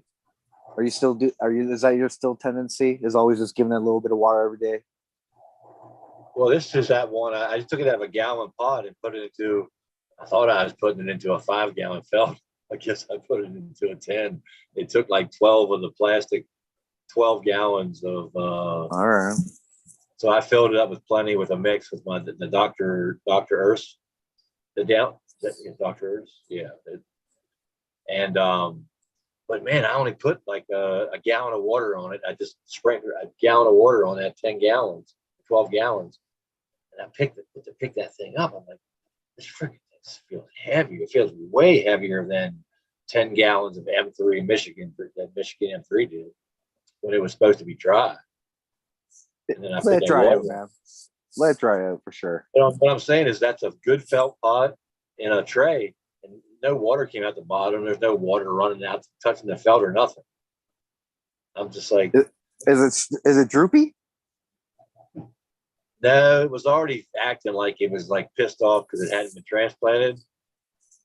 And when I took it out, it was a perfect sponge. It was coconut. It was like, it didn't fall apart at all when I went to clean the roots on the side and rake it down a little bit and the bottom and clean it off and anything that might be dead. First thing I do is I pull one. I'm like, what is it like? One falls off real easy and I just rake it. It was a perfect sponge, man. I was like, oh, the M3 didn't do this. The peat moss mix didn't do this. It would have crumbled a little more. But this thing was like a perfect sponge. It's that Tupper. It's a Tupper Gold. It's that cocoa and earth, what they call it, earth mix or something like that, a forest mix or whatever. It's dark, so it can get heavy real easy with water. I only put a gallon of water on it, and I was like, damn, this thing feels real heavy. So I probably put another half gallon on it the next day, and then when it didn't need it, and I just wanted to make sure. wanted to make sure it got into the sponge, but it doesn't really need to be in the sponge. It just needs to be outside the sponge. I wasn't planning on making that much. I was like, holy shit, this must be a 10. Now, is it a clone or is it a seedling? It's a seedling. Oh, let it rock, man. Let it dry the fuck out. It'll be okay. Yeah, that's what I was thinking. I'm just going to, it'll probably sit there for. Especially if it's that heavy, just trust yourself and just don't touch it. Just let it go. It'll rebound. A couple of the, it was one of those plants where it's stacking so tight, right? It needed the leaves broken off just so the other ones underneath aren't wilt and can grow off the bud. It's that tight, right? Yeah. And so I took them off, but a couple of them they get that wilt. The plant just isn't happy anymore. It's like that plant that grows a little bit every day, but it looks like it never fully got out of bed. It's still sleeping. It's just like, yeah, I'm here. I'm hanging on, man. But how many watts? How many watts you got going? And you're 4x2? 220 and that 2x4. Yeah, perfect. Oh, I'm rocking some killer kale, man. There's some killer kale in there. Who was it a couple months ago? Somebody said it. Was it you or somebody else? Maybe that was I can't forget. They said you'll be growing something again there a little bit. So I got a tomato clone I'm trying to get going. I took clones off this one. I went ahead and took the bottom 2 branches. You know, they get, when a plant gets bushy like that and they get small, right? They'll have that bottom branch doesn't always get out from underneath. When you're growing indoors, outdoors, that thing would just go and open right up. But underneath, sometimes those bottom branches get tucked underneath and don't get enough light. And some of the branches in the back kind of like to say, "Yeah, we don't like you. We're just hanging out here, man. We're just going to curl up a little bit. Look wet-ish, but we're not really happy. We're just hanging out, man." And so last week we were talking about that copper tech, right? And I was like, "Oh, look at it! It's helping it re-veg." No, it's starting to flower again. What? This little plant I had going, I wrapped some copper around it. Yeah. I'll show you. Hold on. Let me. I like copper, bitch. Yeah. Okay. See that? That's some copper wrapped around. Well, this supposed to be some kind of weird energy force, right? And I was like, "Oh, fuck it! I got some copper wrapped up here. I'll just, twist it up and see what it does to it." And for a while, the little guy was reverting. So I was like, "Oh, fuck! This might have some kind of merit to it." But no, she's it's hard to see, but there's some hairs in there. Did you do the antenna thing? Well, it's not much of an antenna. See? But sort of an antenna, yep. Shit. All right. But if you make a short this one seems to be a little different design, more of a spiral power. Seems to be still in the re-veg mode. But there's nothing there's no hairs on that one. Shout out at the good folks at the Sunoco that I just stopped at, and I told hopefully watch the show at some point. Cheers to you guys. forever plugging the show. If I stop and I know somebody smokes weed, I 100% tell them about the show. All right, I'm shutting up. Back to drive. I'll be home in like fucking 15, 20 minutes. Score. Shout out to the Sunoco in the middle of Michigan smoking weed.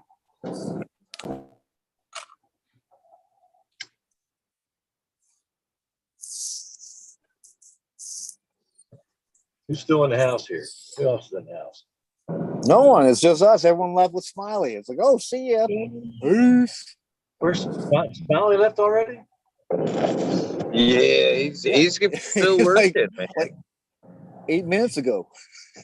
Probably do that. Yeah, Smiley's working, man. Working. What did he say? 7:30 to 4:30 or something like that. Something like that. It's a normal day. No, that's not too bad. 9 to 5 day right there. Banker's hours. I worked from 9 to 3:30 today. It's pretty cool. It's been like that for a couple days now. I like those hours.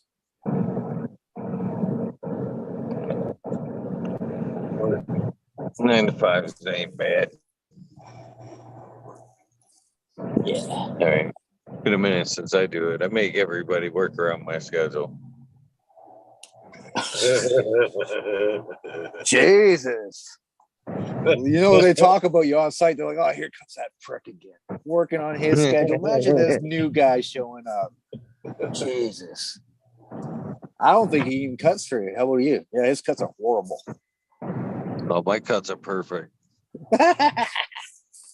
I even said that to somebody the other day because I was working, the last couple of days. I've been trying to get back.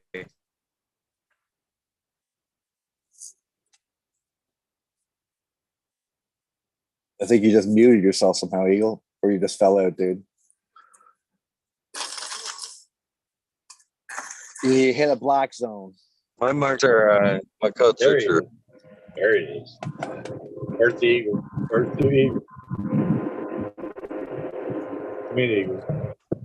Oh, yeah, and Eagle, man. We'll do a big giveaway tonight, too, man. We'll give away some of Smiley's buds I got going on downstairs. And what's going to come with it? And what's going to come with it is some mushroom spores. Did some mushroom spores? I'm going to send some spores out. You're just bribing them not to get on, Major. They're like, fuck, man. I'm going to stay in chat and win some shit. Holy shit. At least some Canadians. Actually, the spores can be given out worldwide. Mycology. The spores, right? So the spores can go international, but it's going to have to be just Canada, man. Does it have to be airmail? I guess we could always chance it, see what's up for science, see how good the security is. I mean, are we saying the spores have to be delivered airmail? Nah, man. But the spores I just took tonight. It's that strain's called the Lizard King. Apparently, it's the only cubensis that grows on wood chips. So that's kind of cool. How many wood chips would a mushroom eater look at?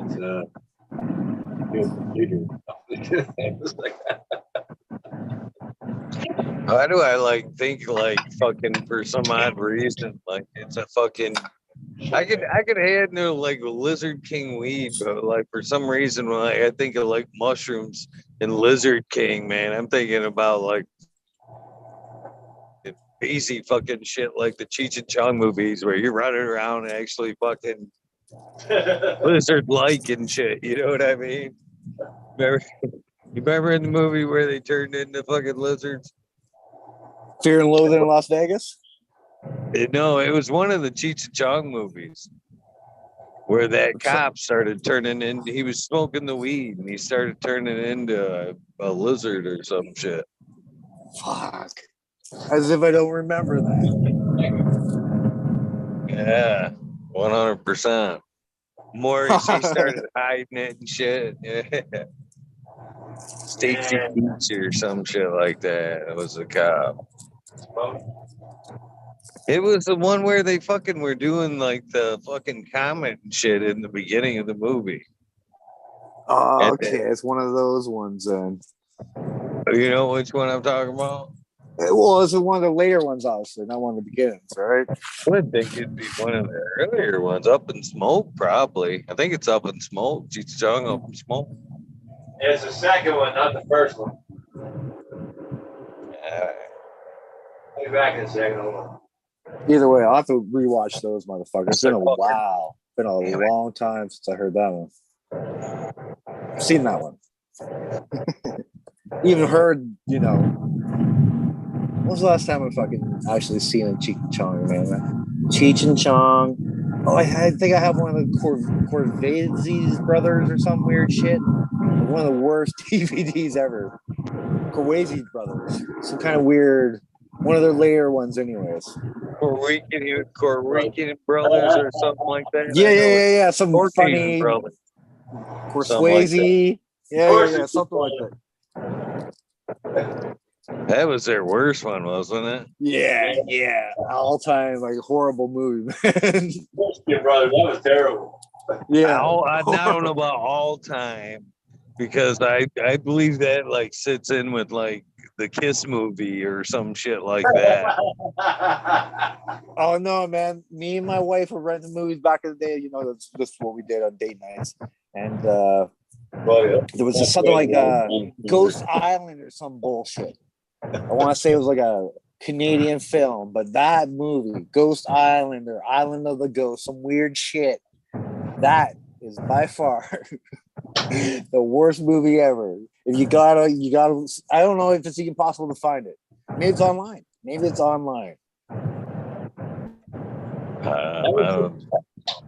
missed that. That was the second Cheech and Chong, right? That was the second Cheech and Chong where they had the pool. Stacy Keach got a hold of the weed. It was like they had the car Hare Krishnas in there. He was dressed like a Hare Krishna at like one part of the movie, wasn't he? Yeah, but he didn't turn into the lizard until a different one. That was a different movie. Okay. It wasn't Up in Smoke where he turned into the. That's when they were actually like spraying the weed, right? They could like turn it into like suitcases or whatever, according to him. That's the one where they had the pool that had the greenhouse. They had the pool picture on top. It's nice dreams. I think it's called Nice Dreams. Yeah, is that the one where Pee Wee Herman? That's the one with Pee Wee Herman and. Oh shit! I almost mixed my accent. Yeah, Pee Wee Herman was in that one. He was in the second one, and then the third one was they went to Amsterdam. I think that was the last one. I think there was only 3, right? Up in Smoke, Still Smoking, and I don't know the name. But yeah, you guys were saying the Corsican brothers. Still Smoking, Nice Dreams, and then the Corsican Nice Dreams. And the Corsican brothers. But Nice Dreams is the one where they went to Amsterdam, right? Oh, I can't remember. That's where they go to Amsterdam and you're doing the whole thing you can't do anymore, right? Because you can't smoke outside in Amsterdam anymore.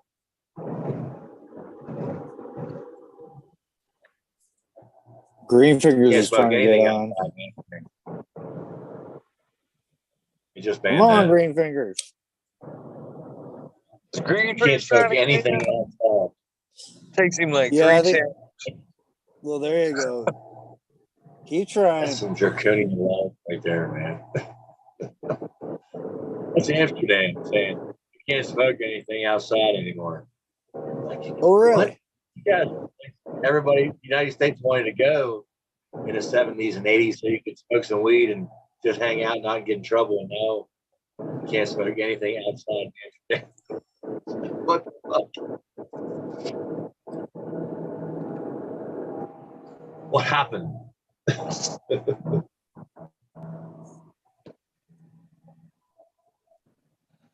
Man, I'm telling you what, man.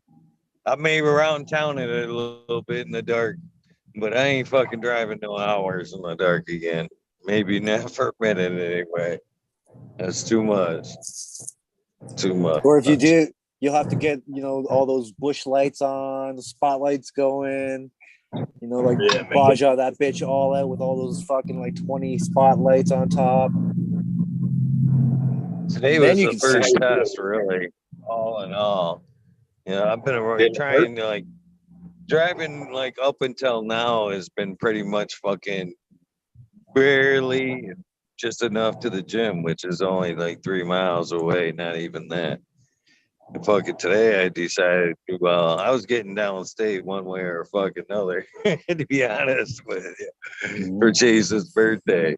Fucking that was like a fucking hour and a half, hour and 45-minute drive there. That was a little bit of a test. Did you try the eye patch? I tried the what? How long did you do the eye patch? Oh, I needed the eye patch for right about a week, a little bit over, and I could have used it, man. I got on the highway today and thought I forgot my sunglasses because it is still slightly, sunlight sensitive, but not nearly as bad as it was. It's more or less that the lens is just covered with shit today. Or still, I hit the eye doctor. I had an appointment I forgot about. And then I call him this morning. I'm like, hey, man, little man's birthday. Can I reschedule? I got time. I come in right now, or I got to reschedule for tomorrow. They're like, he's not in tomorrow, but we can sneak in right now. So I went and seen him before I went. I left, and it's all that shit still stuck to my lens. And fucking day before, I was actually seeing some black spots, but up in the air about what's gonna happen, what if that shit's gonna come off my lens or what. I don't know. I ain't letting it stop me anymore. It's fucking time to rebuild. But So your bad. other eye, your other eye's 100% eagle. Your other eye's still 100%. I'm wearing my contact in it now. This is 100% as it gets. Right on. That's I good. was just thinking the patch because the patch allows you to. I've only been wearing the contact now for 2 days. So wait, 3 days. Today would be the third day with the contact. Right. Well, if you got, I got all cocky. I put that fucker in. I was like, I can see. I can do other shit now. Yeah, I got all cocky once I put that contact in. If I was having to drive a long distance like you did today and it was a problem, I'd have been putting the patch on. Oh man, the fucking orange barrels were brutal. And nighttime's my bad time anyway because that side's like dark. But fucking man, I got into the orange barrels, man. Fucking little construction there on the way home, man. That fucking shit was not nice on the eye. So, man. The other eye will get stronger. I've already told a few people I'm that stupid motherfucker that at some point, because I've already noticed the vision in the other eye, the good eye, fucking increase a little bit. If it takes it, I will literally tape the fucking good eye shut in fucking a few hours a day and make that other fucking eye work somehow. I'm that fucking silly. You mark my words. I've got a few obstacles in life, and everything I've recovered just like that. You said there's something on the lens of your eye? Yeah. Well, the black part sticking, aren't they? The black part stuck to the lens, and then the iris collapsed on top of that. He said that's why they're like fucking there is a color change now. He's like that, and the color change he says is pretty much permanent. So basically, like behind the color of your eye, like say like in my case the blue, there is a dark color, like a mirror. Like a mirror has a dark back, so you can see that shiny front. That's basically like the iris work. So basically, after that fucking the pupil, I believe that's what you call it, the black dot, stuck to the lens of my eye, the iris collapsed from lack of pressure, and the color mixed with the dark shit, and fucking changed the color of my eye and the mix of it fucking with little pressure there. So now everything is kind of popped back off the lens, but now it is literally there's like he said you can see exactly where it was stuck. So like basically when it tore loose, it left residue all over the lens. Now I'm trying to look through the fucking the shit stuck to my eyeball or the lens. I saw some shit that I thought I'd never see in January.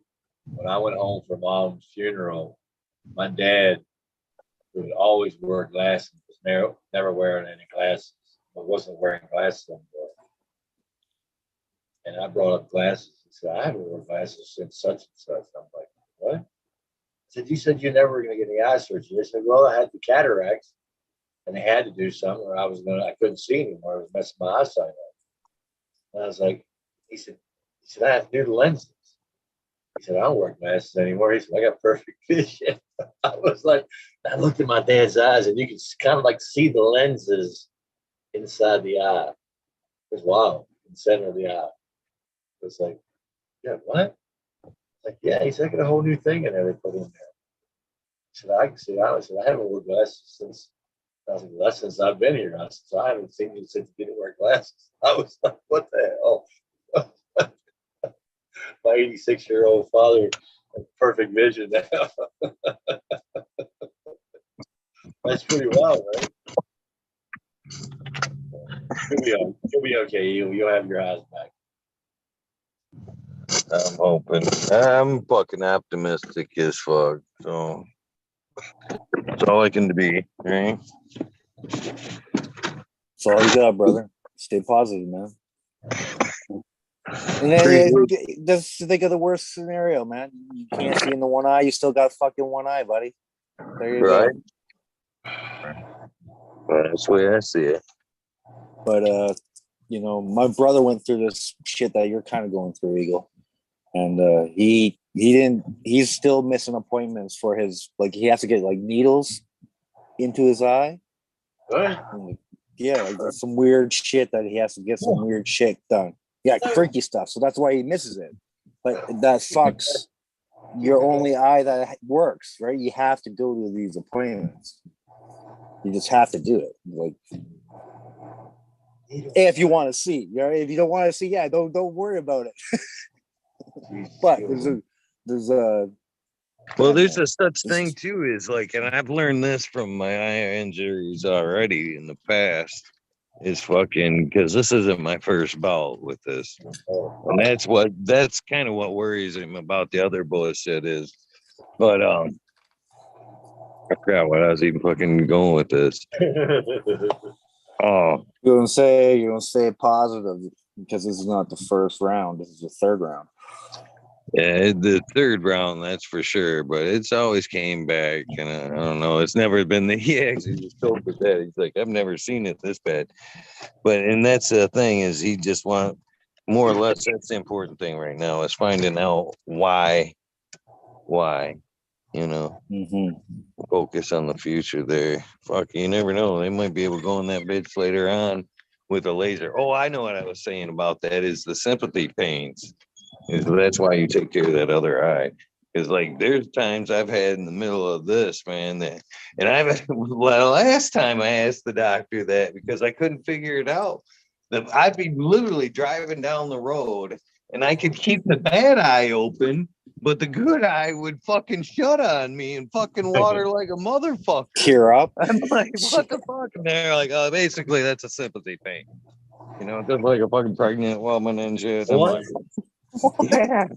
Sympathy Yeah, pain. that's the other eye kind of like fucking squinting because the other one's in so much fucking pain, basically. Weird but cool. That sounds like somebody with a couple initials in front of their name saying, I don't know, here's my reason. Soft green fingers. You gonna say something? Come on, Cheers, now's big your big. moment. Any fingers in the house? Ghost Pains. That sounds like a good strain. Is that one of your fucking Salt and Seeds creations? Which ones? Neck pain, eye pain, eye crusties. That's It is. The Z, eye crusties. The Everybody Z thinks has that something with a Z.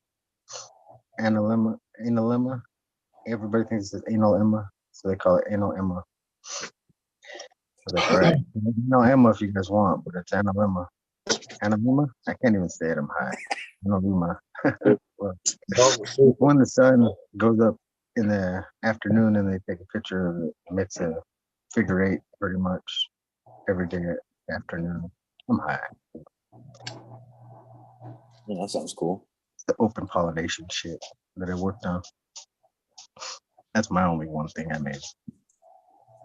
Yeah. Process, How's dude. the greenhouse doing, man? The greenhouse still living? Oh man, fuck greenhouse, dude. Shit's bunk, bro. Rats. Bunk? That's bunk. So much bugs out there right now, leaf hoppers and everything. Like, Dude, I'm the there's only, yeah, well- only there's a supplemental lot of light out here for shit out here. miles. So like, when bugs see that light and then they find green, it's like over.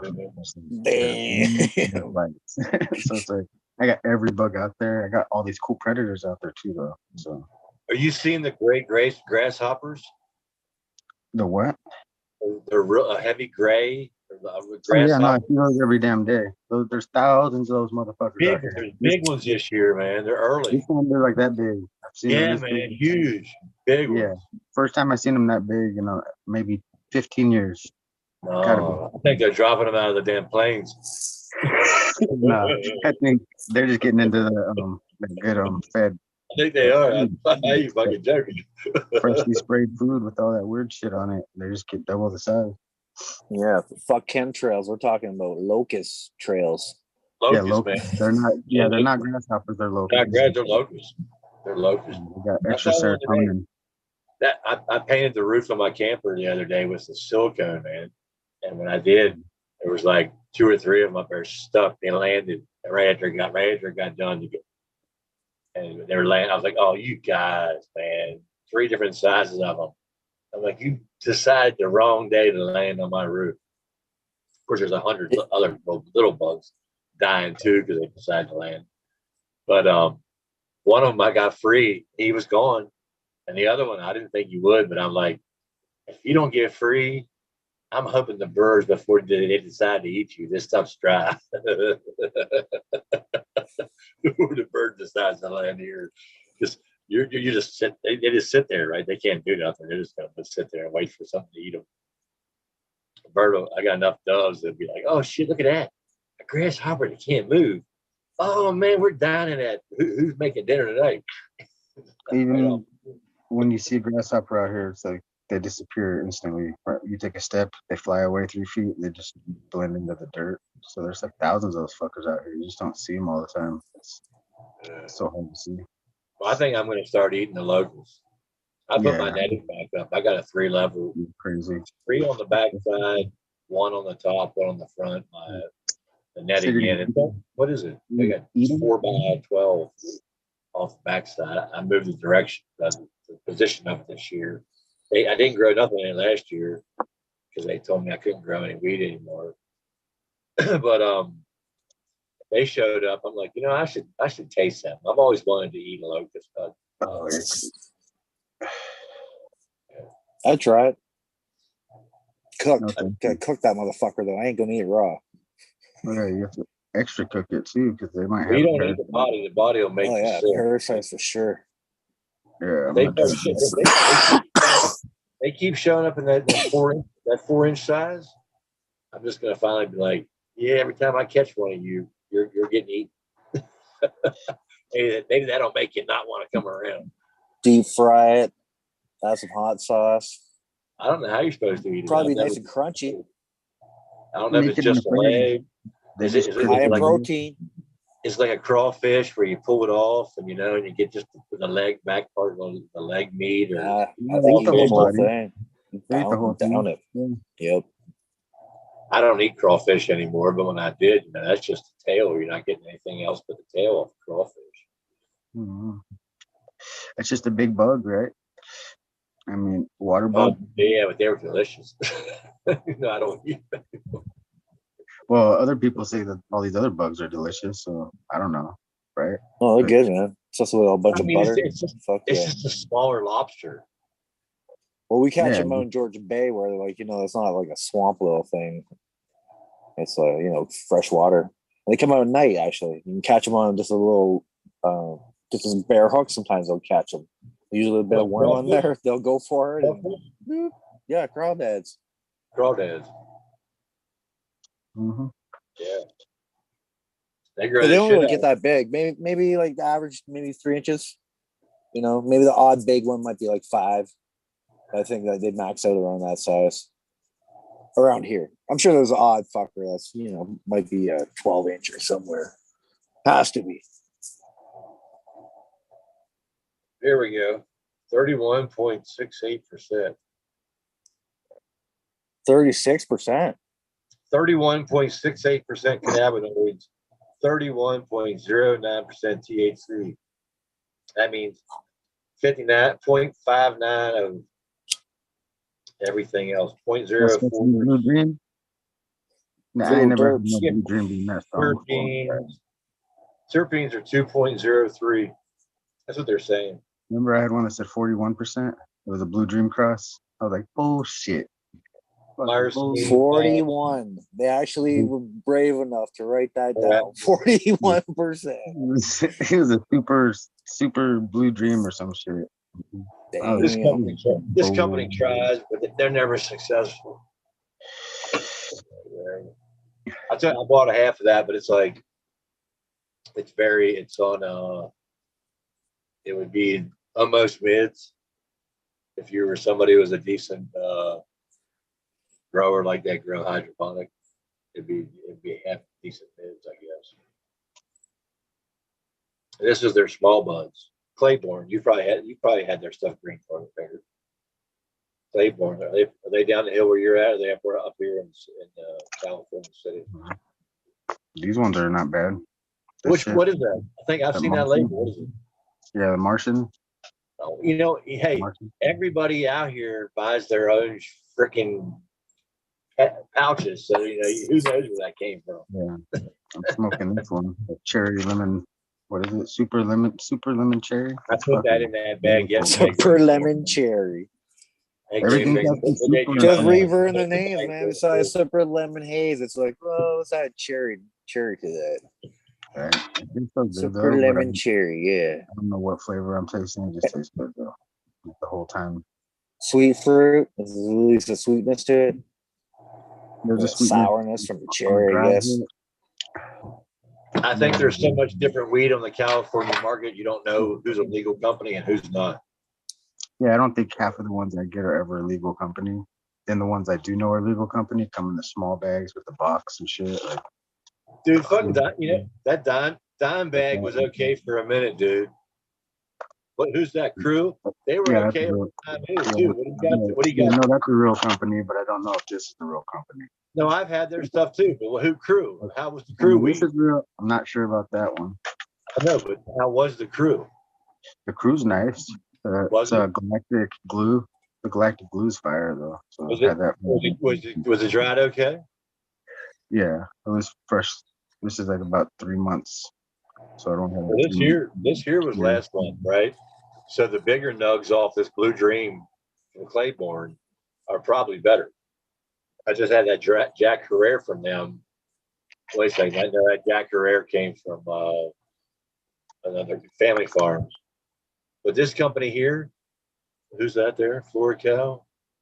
Premium Indoor Smalls. Me and you are close. We're close enough. We'll get some of the same stuff. Yeah, I get mine from Coachella Valley, so that's where everything comes from. It's all 1,000 palms and 29 palms, or wherever my mom goes. I'm not even sure where she goes. 1,000 Palms, Cat City, Palm Desert, all these places. When was the last time you had dime bag? Never. Dime bags? No. You had it. You were like, "It's a good one, man." We were having a discussion about one. The brand dime bag that came in the Mylar, the green Mylar, the light green Mylar pouch. That might have been a long time ago. Yeah, I'm not even sure. 3 or 4 months. Maybe last year or 6 months ago. Or fucking, I don't have it in front of 3 me. or 4 months ago, maybe 5. Yeah, if it wasn't in front of me right now, it's not good because I keep the jars that I like right in front of me, right here. So there's like 6 good jars, and then like some bitch over here, like really good ones. So like, okay, that tells you how the California market is. What do you got there? Modified grapes from the Farmer and the Felon. Who? Farmer and the Felon. Okay, Farmer and the Felon. They're still around. Yeah. They have the. Or just the name still around. Farmer and the Felon with Cannabis. What is that one thing called? Where they give you back your shit from you're locked up. Last Prisoner Project. There you go. Yeah. Yeah, I use their papers. They come with a pack of papers each ounce you get. One thing the papers inside the Department of NFL, and they've been around out here for a while. Since I've been out here, 5 years. But so they're still around, unless somebody else just took it over and they're still using the same name. Yeah, they changed the symbol, so I'm not sure. That's just on the Right. packaging on this one. I don't Just trust came them with the anymore, cross. man. So many of them want They put a you can small get one of window. their jars, it's fine. You get like this company here, you can get one jar, it's fine. The next one's like, oh, you guys came close, man. Why didn't you let it dry for another day or two? Yeah, there's so much different brands in front of me. Well, it's hot out here. Now you'll come into the summer and guys will be not even thinking and they'll be delivering it to you in a hot vehicle. Dude, Well, you get the concentrates. They used to come in a cooler back in the day. They put them in a cooler. You get it. It was ice cold. The wax was almost frozen. It's like yeah. Bring it to me in a cooler with a little note on your delivery bag that says, "Hey, let this set for 15 minutes and modulate to your temperature of your living area before you open." They used to makes a difference, especially when they haven't got the cure just perfect. Medical was a better time. Medical? Yeah, back then. That was not that long ago. It was What the hell are you smoking weed for with all the weed you've been growing? I got it. I'm smoking on all my shit's fucking. I'm just looking at jars. My shit's boring. Your shit's like 30, 50 of my joints, and I'm like, let me get one of these ones finally. But all those plants you had growing out there a couple months ago, look, you were getting ready to harvest. You should have harvested those already, right? Yeah, you had like 7, 8 flavors there. Yeah, I got the Tino's Walk cookies. Oh, that's gelato. That's the. Did you do a good job drying it? That one's fucking fire. Did you do a good job drying it? Yeah, it's just I'm tired of this shit. That one looks nice. I literally smoked 2 packs of each of these already. 2 packs of paper each. So that's 100 joints of each, and I'm like, I'm done. I smoked 100 joints of each. I'm kind of tired of this shit now. I tell you what, you grew that organically, right? You grew that in soil, right? Yeah. I think I need to get much. I need to dry it in salt and sea. I might you help me out. Those are just the tops. All the rest of the plants in the fucking bin. Like all the rest of DM just the top. Just the pin top. Literally just the top. That's it. That's all. I heard you, man. All the tops. Yeah. All the rest of the shit I left for hash. Nice. With the small shit. Anything that's smaller than this. Heavy. Here's a better one. This is the Tino Swap cookie. I can tell by the structure. This is just a hold on, man. Let me spotlight that. 2 different structures completely. Yeah. Did they come out? I mean, you didn't like the pheno, or you don't like the finish, or you don't like the buzz, or you just tired of them already? I've already, like I said, I smoked a whole 2 packs of papers to each one. I'm fucking tired of the shit. Already? Yeah, it's fucking 100 papers, 50 papers each. That's 100 joints. Which one tastes better? When did you finish curing that? One looks better. Yeah, that one looks better. I like that one. You just finished that like 2 weeks ago, right? No. This one, maybe a little longer.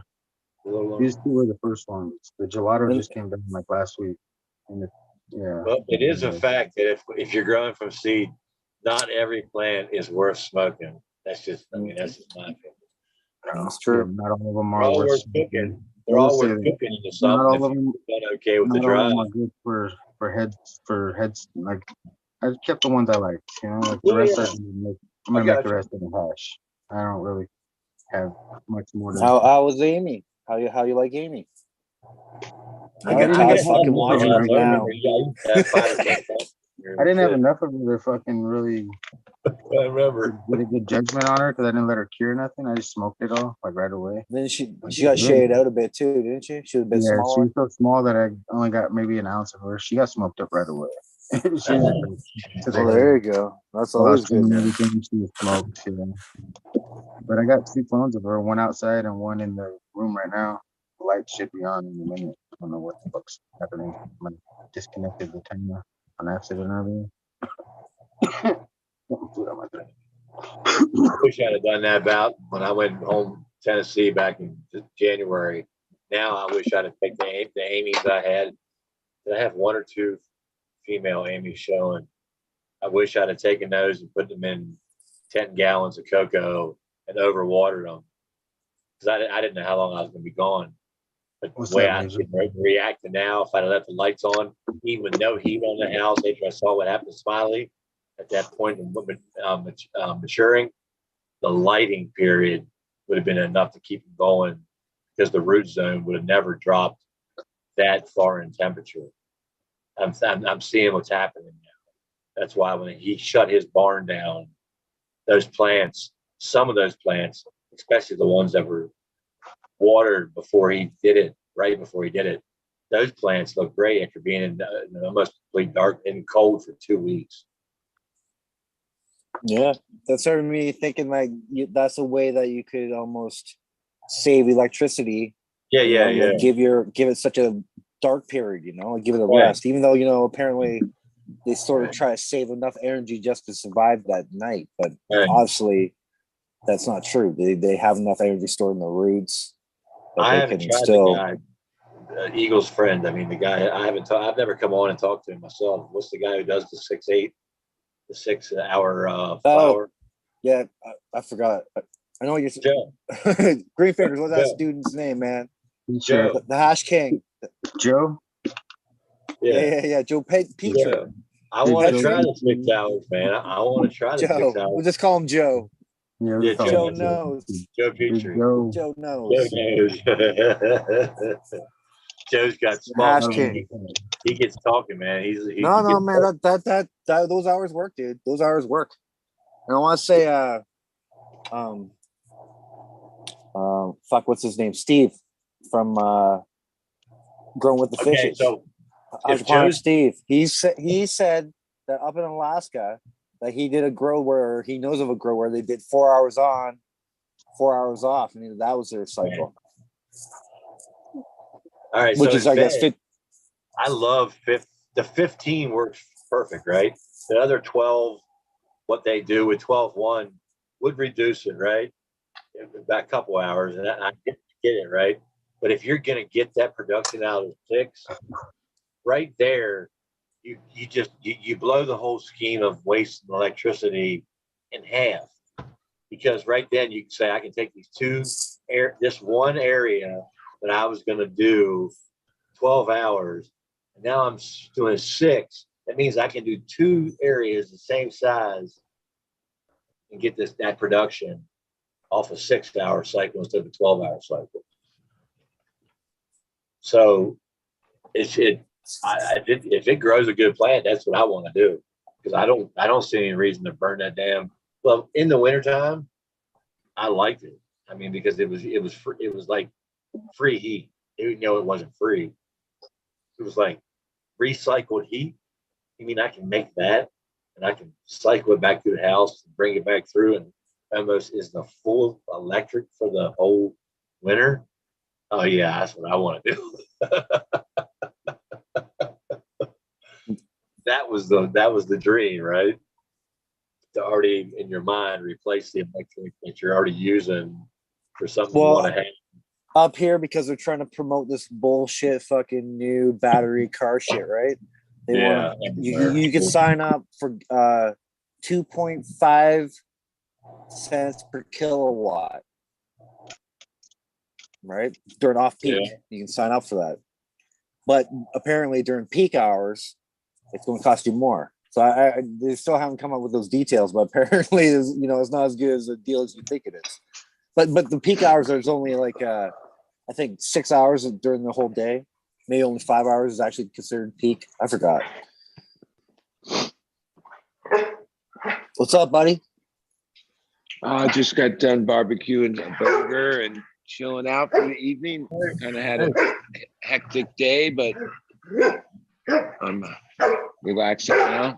Chilling with you guys. Have you seen that IG pink slime video yet?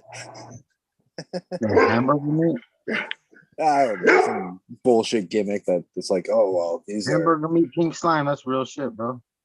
Well, it could be, but it's just fucking old. Usually, you fucking clean with bleach or some shit, ammonia or whatever it is, and then apparently ammonia. Back into the fucking meat. I don't know. It sounds like some shit they would do. I mean, it sounds like some shit they would do, though, right? It's like, yeah, don't worry about it. It's just cleaner. I As heard long as you about don't it a long consume time more than ago. 12 burgers, you'll be fine. I heard about that shit so long ago that shit don't fucking shock me that it came out and actually people are saying that it's real now. When I heard it, it was like a fucking way out there fucking theory of some bullshit. What is this? Pink Yeah, slime? it was a. When I heard about it, it was considered a conspiracy theory. Now it's everywhere. What is it? What is I'm it? not sure. I don't want to sound like a crazy person. I'm not going to talk about it.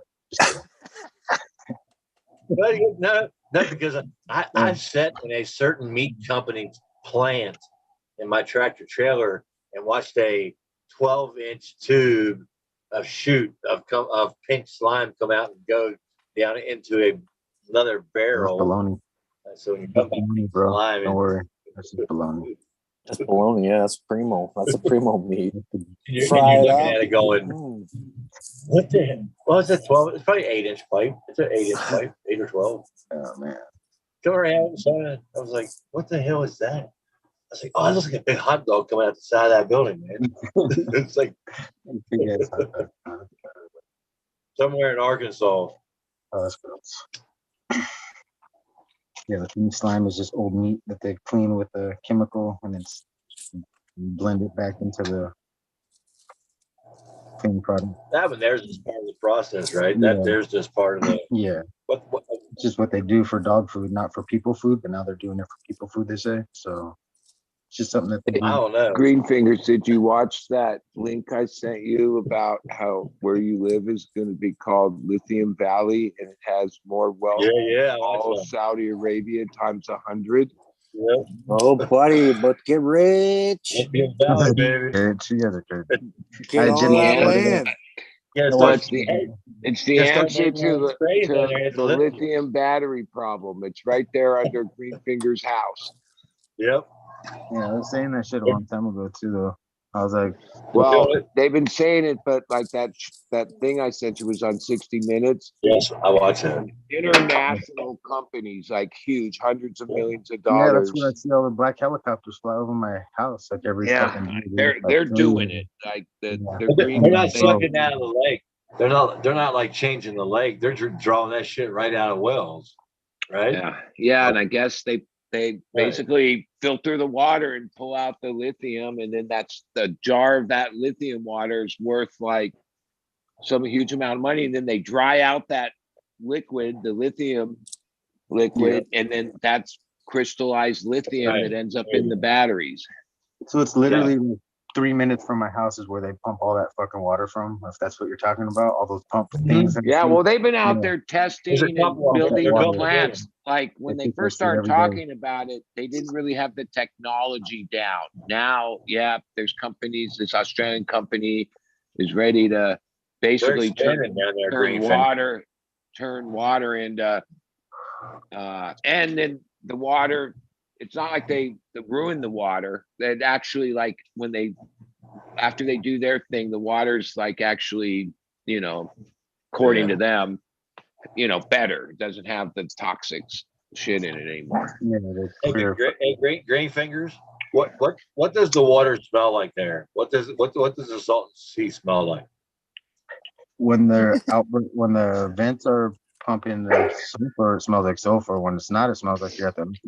It smells like you're at the beach. It's crazy. When the what?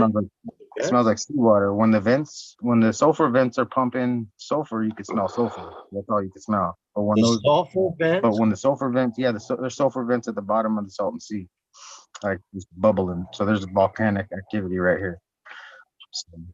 So, at one point, that whole valley was a big old lake that was created by the Colorado River. Basically, created it. Colorado River. It smells wonderful. Because some idiot tried to do something. And then they channeled all the Colorado River water to LA and they sell it to all the big cities. So then the salt. I'm loving it. California's like the land right now is saying, all right, baby, I'm taking it back. And we're gonna make this lake. You thought you're gonna have these houses here. Now we're putting this lake back here. I'm loving it. People think it's a good idea to build. I mean, Look at Northern, look at Central California. Yeah, Central California is like they drain that. They drain that whole area, and the land is going. No, I think I'll give you everything. Well, back. as much as You will there's be all these jobs and money, like when I watched that story, I was like, and hey, most people in California don't care what happens to the desert out in Imperial Valley and Salton Sea. But it's not like, however Unfortunately. bad the like whatever it is now, it's it's not the best place in the world. Whatever they do to the area, don't let them fool you. That's they're gonna make the place some great thing. Even if they make trillions of dollars, they'll just ruin that whole area, the ecology, the environment, all that shit. That there's, even though they say, oh, the water, it's not, we're not really, mining and all this shit. It'll fuck up the water table. It's going to do things. There's no way they're going to set up these big ass plants or whatever you call them and not leave a mess behind. That's what they do. Anytime anything new is built, then there's already a mess. You put in infrastructure, building, and all that shit. So, and because of those rumors, like you said, like years ago, a lot of the land, like the big plots, have all been bought up by investors. Like that, people have been speculating on this for 10, 20 years. Like it isn't a news story, but it looks like it's moving forward. Well, Tulare thought they were gonna never be a lake again. Right? You take an area like that, who's actually sitting there going right now, going, we haven't gotten the melt off, and this is the way it's supposed to be. The mountains are supposed to be packed with snow, with snow the way they are right now, and they're sitting there going, yeah, we might be flooded like this for the next year. Well, yeah, just go ahead and leave the water there. Don't drain it off again. Don't purposely drain it off. Just go ahead and move the damn farm. Talking about reparations, go ahead and give the farmers in that area who have where the lake is, give them their money so they can go somewhere else. Just leave it water. That's not usually how it works, right? That's I know. I mean, even they did that. Elon Musk is behind that whole thing in Texas where he built his plant, and there was these few residents, and they were, expecting to get paid for their house. No, they figured out a way to squeeze them out for pennies on the dollar. Eagle, let's do that giveaway, man. Let's do that. Yeah, giveaways. Let's do a spore giveaway. Giving away? The Spores? Oh, 4 giveaways. Of the Lizard King. Sport King. So what you talking about? Mixing up the giveaway itself? What are you talking about? Sports, huh? Yeah. Let's give some spores away. Oh, spores. I thought you mushroom spores. I thought you were like sports. We're gonna do like a spores. Like, spores. All right, it's different. We can roll with it. We'll do that. I cherry picked this out of a big bag for this weekend. I don't know which night, but I got Dead tomorrow, Dead Saturday, Billy Strings Sunday. I think I'm saving this for Billy Strings Sunday. Damn. That's a big one. Wait. Don't think I'm crazy. Thing? No, I'll nibble on it. This thing would take me a week. This will take me a week to eat. Serious. Like I'm not trying to like go out to outer space. I'm just gonna have fun at Billy Strings. Yeah, I thought you were going for broke on that too. But I'll probably try. Hopefully, I can find somebody to share it with along the way. But you never know. Like, we'll see what happens. Did you go to Willie's 90th birthday? Oh yeah, both nights. Yeah, we rocked that. Yeah, that was a few weeks ago. Yeah. Well, they already announced. I saw. I mean, it was obvious that they were filming it in a way like that's what the movie stars' role was. They would introduce the next act and stuff, which at the show seems stupid, but when they make a video, all those cut-ins will be, it makes it seem smooth, like a real show. But yeah, they announced that. If you go down there, every one of those artists have their own person filming it. Just 20 years from now, they want to have a copy of it. Well, I gotta say, like I didn't know what the show was going to be, but I know that Willie wasn't going to play for 3 hours straight or anything. Right. And what it really was, Willie only played like a half hour at the end. Yeah. But each of those very respectable artists and from many, many genres had like picked a classic. I mean, some of them you forget about all That's the the great Jack songs this Johnson. fucking guy's written, whether it's country, outlaw country, blues country, modern, like, but other people, real talented people doing his versions of his songs, like in honor of him. I haven't looked it up. Jack that was Johnson killer. song. Jack Johnson song. He I did a haven't good looked it up. one. Was that on the fly, or was that something he had already written? That he got me. Yeah, he probably worked up, because his thing is him and Willie also spends a lot of time in Hawaii. And so that's the Jack. But then, Dave Matthews, who I don't really like that much. I forget which Willie song he did, but he did a rendition of it that was like, oh yeah. I'll have to look that up. Yeah. Because I'm not a big Matthews fan, but I would, if you're recommending one of Willie's songs, I would definitely look it up. You guys want to pick a number? How Yeah. many people we got watching? Hold on, we gotta figure some shit 420. out. There's no way we got 420. What the fuck they do with mine? Hold on a second. It's not. Wait a second. Where's the American one at? We're summoning the American. Well, I know that It was because another 84. friend of mine from Pennsylvania went live on IG. I guess there's some event or judging comp in New York going on this weekend, and seemed like the normal cannabis event, a bunch of booths and people. Oh, okay. I forget what it's called. What's that thing in New York called? New York. Best in New York is some event. I guess a lot of people, supposedly some of the big names of cannabis are going to be there over the weekend. Because, it seems like New York's where the action is at the moment. It's from between 0 and 336. Make it as oddball as possible, right? Yeah. Hut.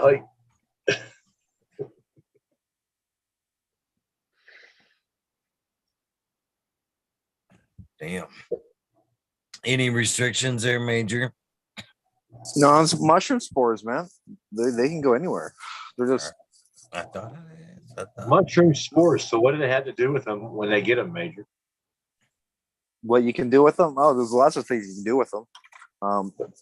I would put them on a petri dish. A lot of people are selling those things online. You can get those, no problem. There you go. Any number of what they would consider substrate, anything from Uncle Ben's rice to fucking cow poop, or And these ones actually Cow can poop. grow on wood chips. Apparently, that's where they were discovered. But again, always a good combination of putting some compost in that bitch for sure. Bud. There's you're talking about cows, right? You get cows in a moist area. You get mushrooms, spores off of every cow, and you only got to do one thing. There's only one thing you have to do. Anybody know what that is? Pick a number. Pick a number. Yeah, that's what you can do too. Is put them in a little bit of honey water too, right? No, a bit of water, maybe like 3% honey, 2% honey in that bitch. Yeah. If you own sterilize it. If you own cows and it's rainy in your area, anywhere in North America, all you have to do is take the salt block away. Take the salt block away from your cows. And after your cows haven't had any salt for a few days, go out and look at their patties. Fingers 0 to 333. I'm giving these two a chance. Give me a number. 333. Is someone supposed to put a number in chat? Yeah, Not got it. any more green fingers on it now. Okay. I was waiting for somebody to do it. There we go. You guys have got between start and stop. You have a minute and a half. Now that we have a number, we can get this motherfucker rolling. One guess only. Please pimp that shit, Mother Nature. Cheers. Good luck. All right. Thank you, Major, for giving Well, us. speaking of the mushrooms, I saw a story, LA Times, who has like a story all the time about cannabis. They have a cannabis writer that writes about the legal stores. Like, so over the years, there's a section or a column about it. Today was a big old story that they went to a bunch of cannabis. They didn't name names, but they said that they found in the places that they checked, legal cannabis places selling mushrooms over the counter, when law's kind of a gray area with it at the moment. But like, they just basically trying to expose that, you can basically buy mushrooms at any of the,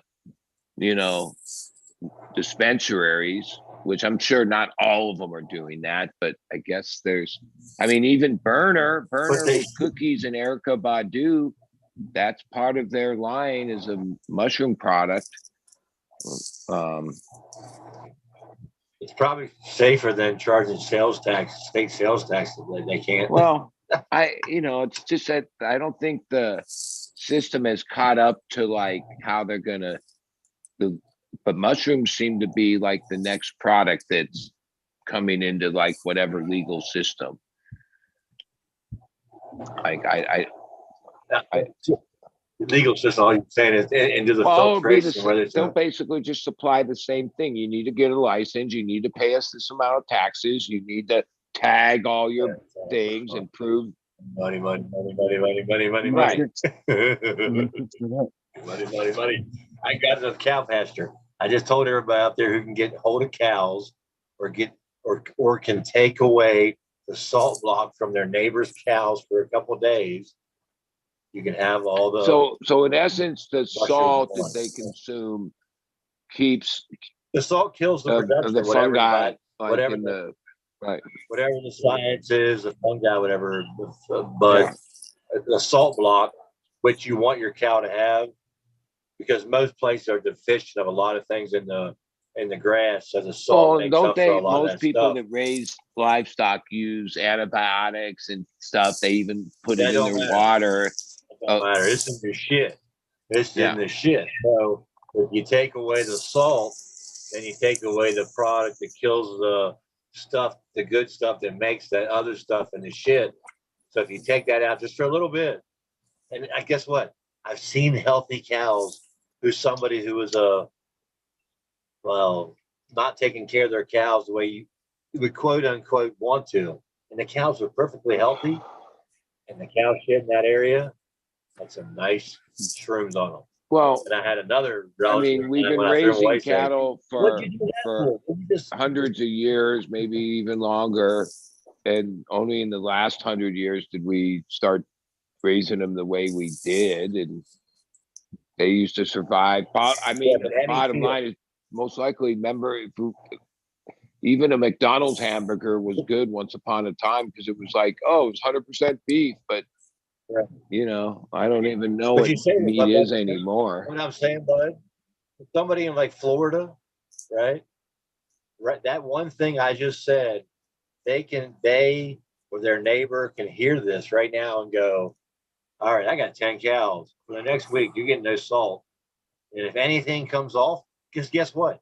If you give them the salt, it doesn't grow on the cow shit. It's not there. Yeah, well, it makes sense. Right? Because that product, so as soon as it's there and it shows up, they have a natural product. They can snip right off that, clean it, don't clean it, but it came naturally to you just by taking the salt away.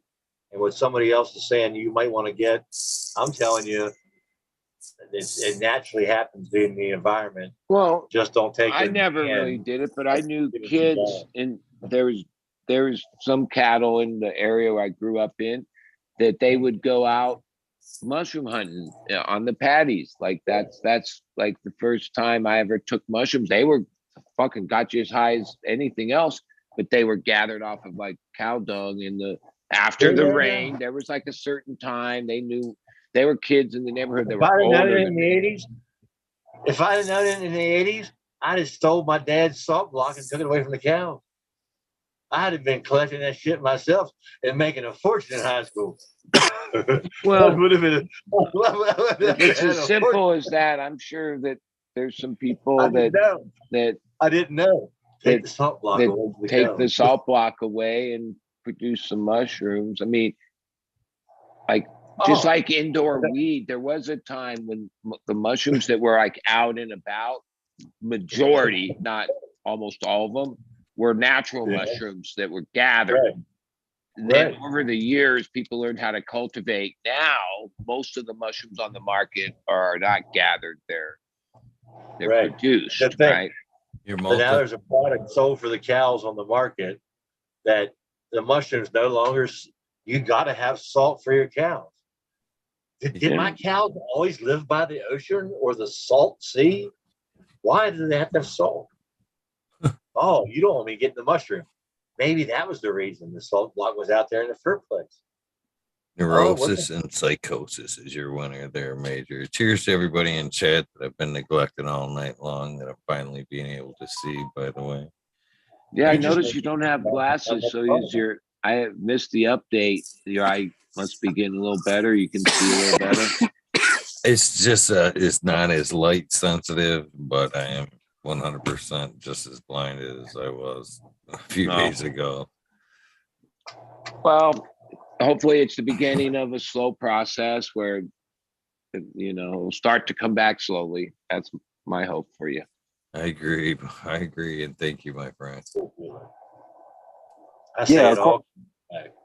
According to the internets, it's 6 to 10 weeks, brother, to get better from that shit. Yeah. I'm gonna take that. I'm not even gonna argue the fact. I'm gonna take that. 6 to 10. Got 4 under my belt. Huh? There you go. Halfway almost. Right. Now, you still keeping up with your physical activity, like running and everything? You still going to the gym? Yep, I've been running. You've been wearing sunglasses at night? No. You said that, well, you probably should still, brother. Like, just pull that ultra precaution. I know you want to work your eye, but maybe you should overstimulate Why it. do I wear my sunglasses at night anymore? I forget. I figure it's the other way, man. Working that body, making it break down the old and produce new cells and shit like that. Okay.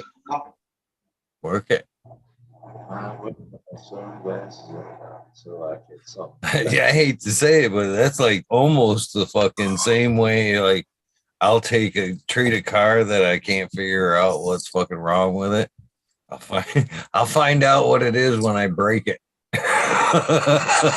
Well, maybe that concept is a little harsh. But maybe just drive it at 60. Keep it a little slow, man. You work it a little bit, but I think a good exercise for the eye is to try to focus on something that's really close, and something a little farther.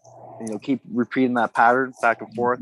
They'll work your eye, strengthen it. So now I'm off the road. One of the things that scared me this evening, and you maybe have heard me at one point, I was like, fuck, because it was gone until I kind of thought about it. At one point, daytime's definitely better than nighttime. Nighttime sucks. And I don't know if it was just fatigue from trying to focus for so long, but after a while, it took that line on the left side and it skewed it to where I could see it in this eye, but it was on like a 30-degree angle. Oh shit. And I was like, so I ended up having to do one of these. Shut the one eye. Yeah. Not fun. Yeah, I think you worked your eyes pretty good there, bud. You might want to put on some sunglasses.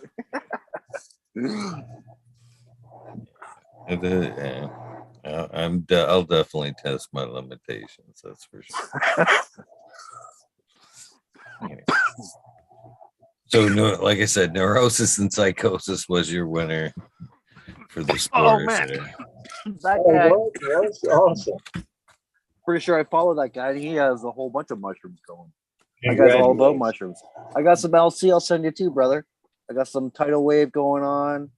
I got Trinity and Hillbilly, the Hillbilly, and I got another one too, man. So someone catches a spore. Someone catches a spore flying in from another country, and then they need a petri dish. What else do they need besides? Well, I don't know if petri dish is the best way. I think you want to scrape it into something they can like kind of meet. Right? They basically like make a print, right? And that's basically it's mycelium like growing out, and then from there you can propagate it on. So it's sort of like a clone or a tissue culture in a sense, but more it's like a more seed. in a cell, more like a seed. Like in a cell. A new phenotype can come up from a spore print, right? Like even I finally asked how you breed them, and so like if you had these like prints, and they're growing out, and then you have millions two of different them. ones, right? Two different varieties, and then if the mycelium, the whole network intersects, like that grows into each other, which it would, and then if you took a print, like they cut it out of that, and then propagate it on, then that would be a cross of those two kinds, like they. Yeah. Oh no! Hey, guess what? I was just saying wrong. That's not exactly how it works. It's something like that. Whatever. I was saying what I was saying because whoever's getting whatever they're getting from the major, they try to isolate. They try to isolate the little monokaryons or something like that with little swabs. They'll take a swab of a mushroom and dilute it 10 times, so there's fewer and fewer spores, right? So there's only a couple, and then you can isolate them, and then you control what you're crossing with, right? But you also clone these motherfuckers too. So you can take your best mushroom and you can clone that. You can put that in a petri dish, and mycelium will, Yeah, and update like the thing. The thing is, there's millions of spores, and unless the two different varieties, two different spores can match up, and then start to like grow out from there, and then some varieties, they don't match up very good, or it's a little trickier. It's not like if you put male pollen on a female plant, some seed's gonna come. It's not guaranteed that they match up. Well, I was saying what I was saying because if it was my number who that hit major, I need to know what I need to have before it gets here. So if somebody's winning it, what do they need to have to get a spore if they never won a spore? Well, there's a lot of content, like just like you can learn all about living soil, you can go down the rabbit hole of what do you have mushroom cultivation. Like in the last couple years, there's like huge amount of content. You can watch different YouTube or stuff, and people are. It's still exactly how to do all of this pretty stuff. Rookie level most of the time, though. A lot of people don't talk about CO2 levels. It's like, what's the CO2 level in your fucking room? And no one will give you numbers. It's like, it's almost like what's it called? Growers with CO2 with weed, right? But if some people care about CO2 and some people don't. But you should. If I get a spore, I need a warm, moist area, right? Yeah, you just need a little. Depends. There's like all kinds of environments for different. Like but basically yes. 20. If you can get 24 degrees would be awesome. Yeah. Right. 24. You trying to freeze my ass out? Well, no, man, that's Celsius. Sorry. Some of it gets into Celsius. It's to get it down. You're battling what they basically call contaminants, right? So it has to be relatively sterile and they can get, if they get contaminants, which are just other bad microbes in the air and out and about, and then you can lose the batch or stuff like that. But like even at the higher level, these guys have laminar flow hoods, and that enables you to work sterile. Yeah, right. Yeah, Shroomery. My friend says shroomery.org. Like shroomery.org is a great, like, it's like a, not just about I've never grown all mushrooms, edible ones, exotic ones, everything under the sun. All I was saying is I've never grown a spore. So if somebody is getting a spore from the major, they need to go watch the video about growing spores, I guess. Right? Yeah. Probably spend 10, 15 minutes and somebody will lay out the basics, ABCs, just, Yeah, that's all I was asking. Oh, there's a lot of content. It's like in the last couple of years, because of the change in the society over the views of it, the people that were really secretive for a long time on that are way public. They have conferences and events and basically mimicking everything from the cannabis events. Some of that shit's easy, man. It's just a matter of the certain environment shit. I've had people talk to me and they're like, man, he talking about growing indoor weed, like, and getting it going like that. Like, well, and I saw a thing that there's actually more colleges that have legit grants to do mushroom research with the DEA, which has to, like, if it's psychedelic ones, you have to go. More colleges have research approval than with cannabis. Like, it's easier to get a mushroom research thing going of whatever for different reasons than it would be cannabis, which is like, something's wrong with that picture. They're good, but as much as there's some academic stuff going on, you have to apply to the DA and get this whole license, all this. Yeah, it's really hard. Where like a whole bunch of colleges have psilocybin studies going on, and when I saw it like that, I thought, it's cannabis should have way more research going on, because it's that research that's, until it's like academically white papered and stuff. That's how it becomes fact in medicine. You know what I mean? You can't have that too heavy, bud, because if you have one item that takes care of so many different problems, it's a problem for the people who want to make money off of. Well, the other side of it is, even a lot of this research gets into mental health professionals, right? And they've already have a model of what therapy would be.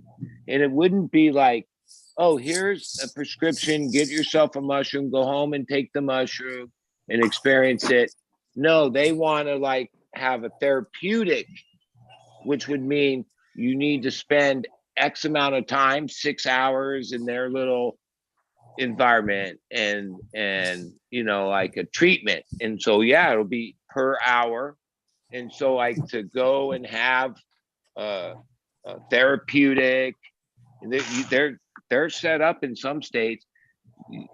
You have to be supervised. It's therapy. It's done by a doctor. They want they have a nice, comfortable place for you and soft music, but the trip is whatever hours. Well, when the trip's over, then you can drive home, which is a lot of hours to be paying people to like babysit you during your trip. But that's how they're going to monetize it. Like it's going to be really expensive to have like like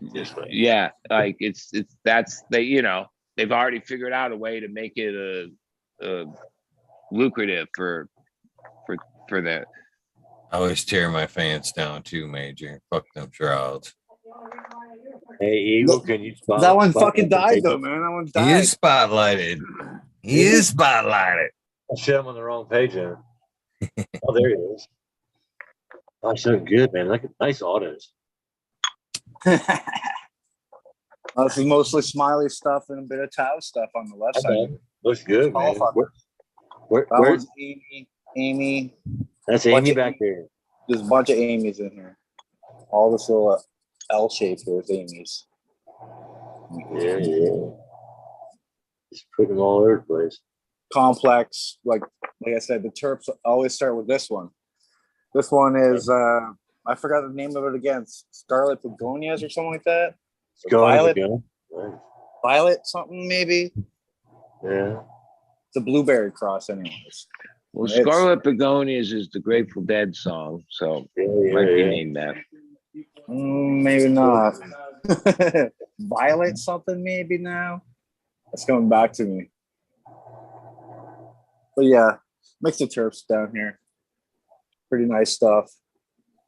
What's the one right in front of us with the looking red or purple? A little purple. Oh, that's actually fucking Gorilla Glue crossed with the Jack. GG4.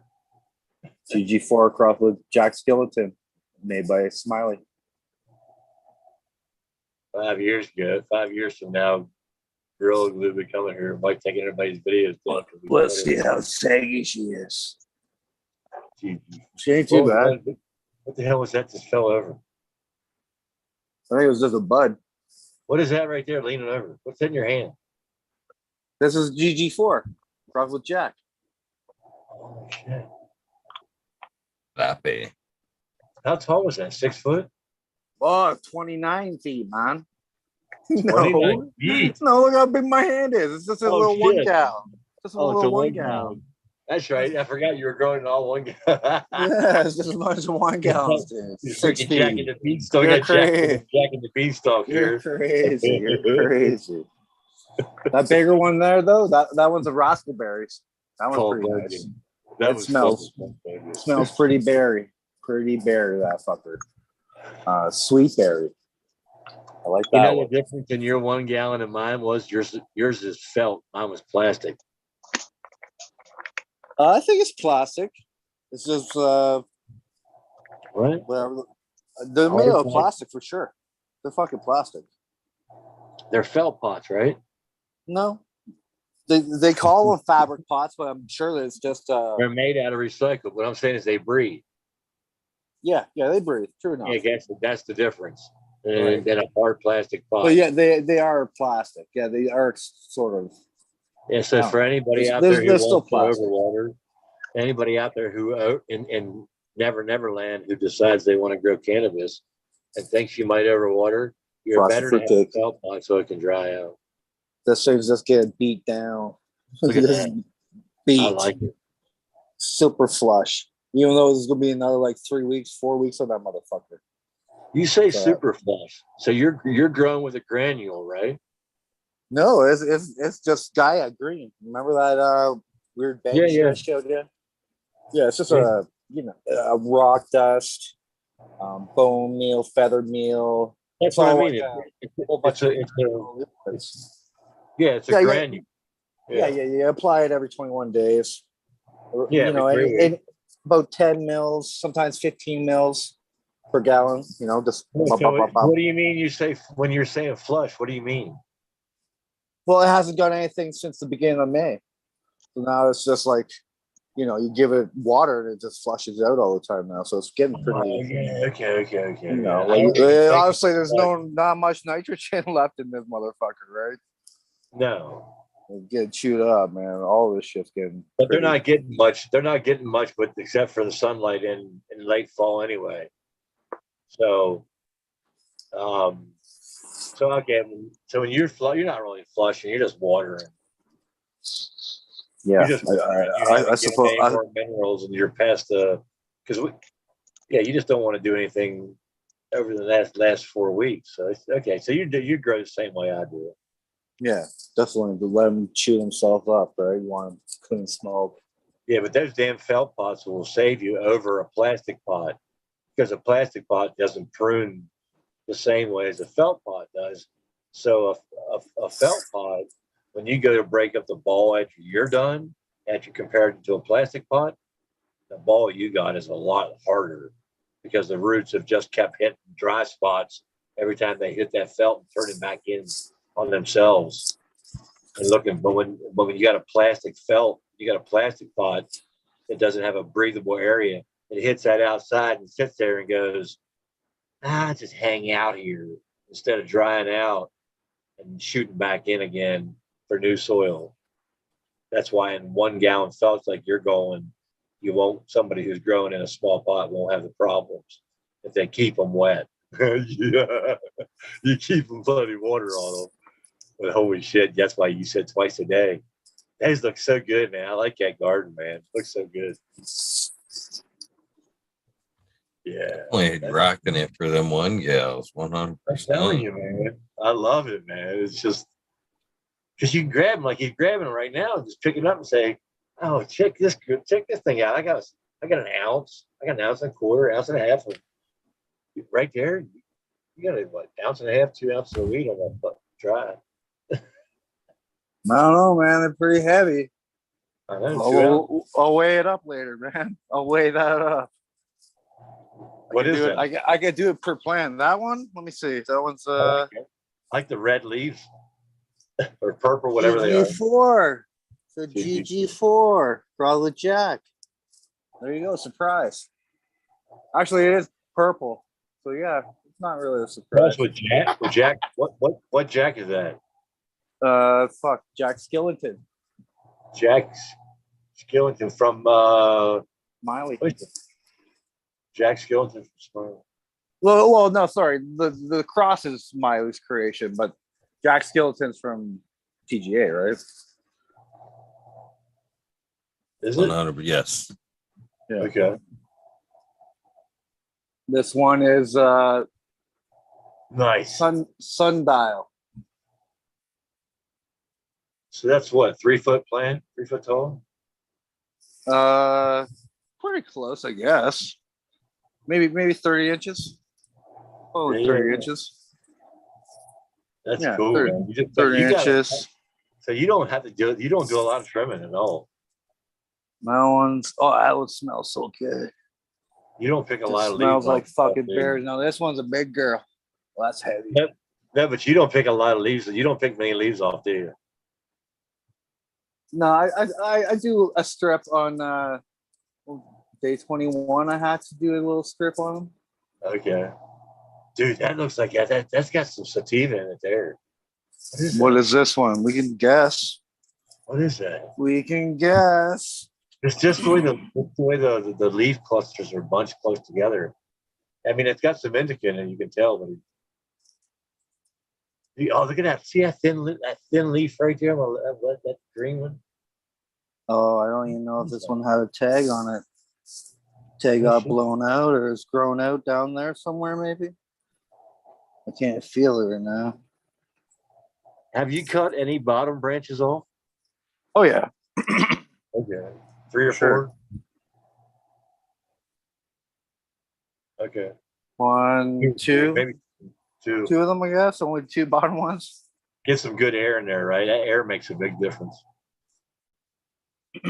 That's probably a GG4. Yeah, man. That looks good. I like that plant. That's a nice looking plant right there.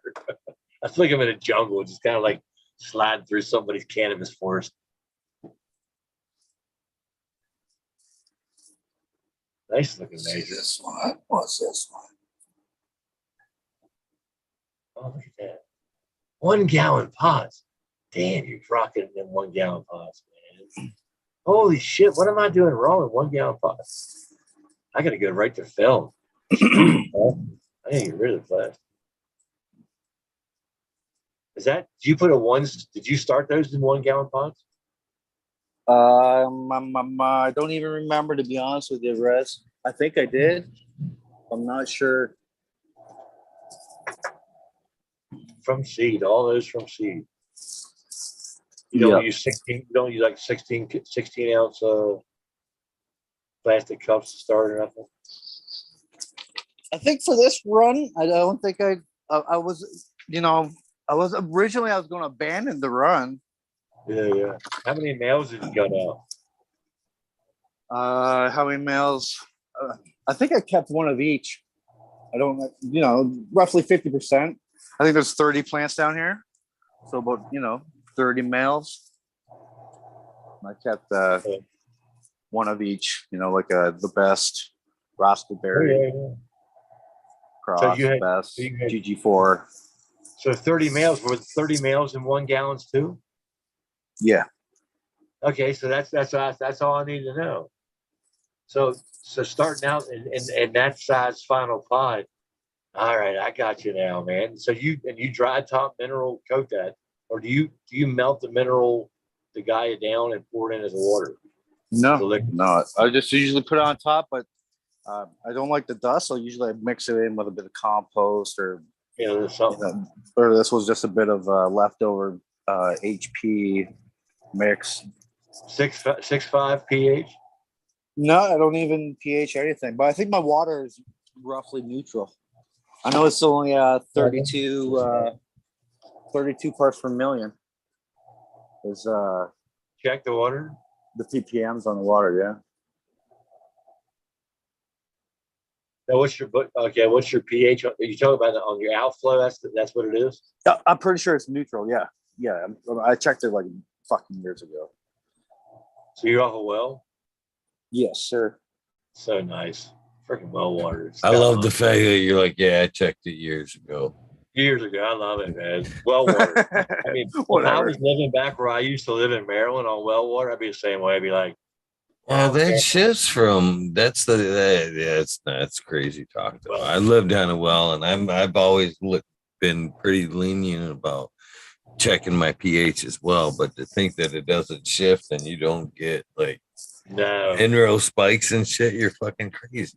That thing goes up and that water table goes up and down just like anything else does. And you get a dry season, you start sucking off the fucking, a lower water table. I'm pretty close to Georgia Bay, so my fluctuations isn't that bad. All right, I give you maybe there. Well, in the 70s, 80s, and 90s, where I was at, Eagle, a spring was a spring. Whatever it was, it was bringing out all year long, so the water was consistent.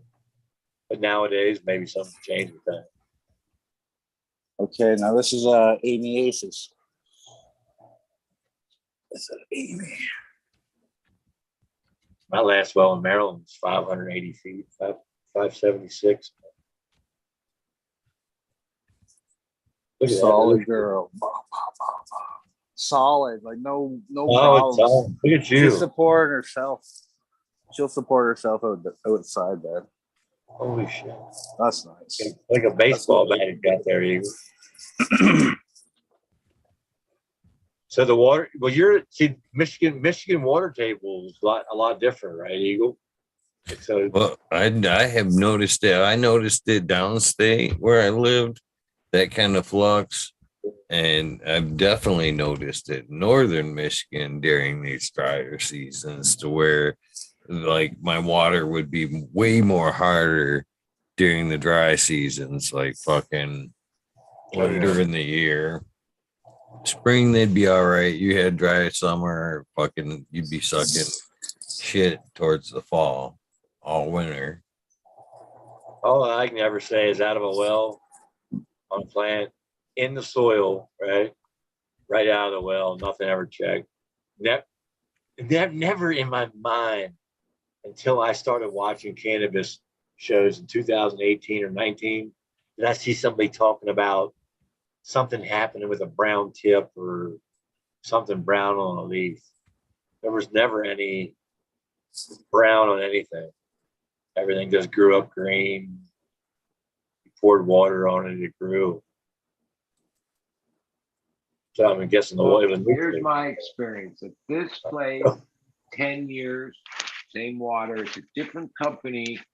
Border the little town I used to live in for 17 years. Different water company. Yeah. But basically the same thing happens almost every year. August, September. I only know when it happens because, I make the same recipe, the same 50-gallon reservoirs, and use the same amount of pH down to achieve the same thing. And August, September, I just assume, I've never really found out what they do. I think it's like they run out of the local water and then they start getting this summer water. Yeah. And then that water uses a tablespoon less pH down, right? So I guess that means it's starting off lower, right? But then that lasts until like maybe January or so. By somewhere around January, all of a sudden I realized, oh, I got it. It's back to like 4 tablespoons. It's the difference of 4 tablespoons for 50 gallons or 3. But there's like a point every year where it's like they switch water, like or they the whatever water they're getting is different, or they change the water, or something happens.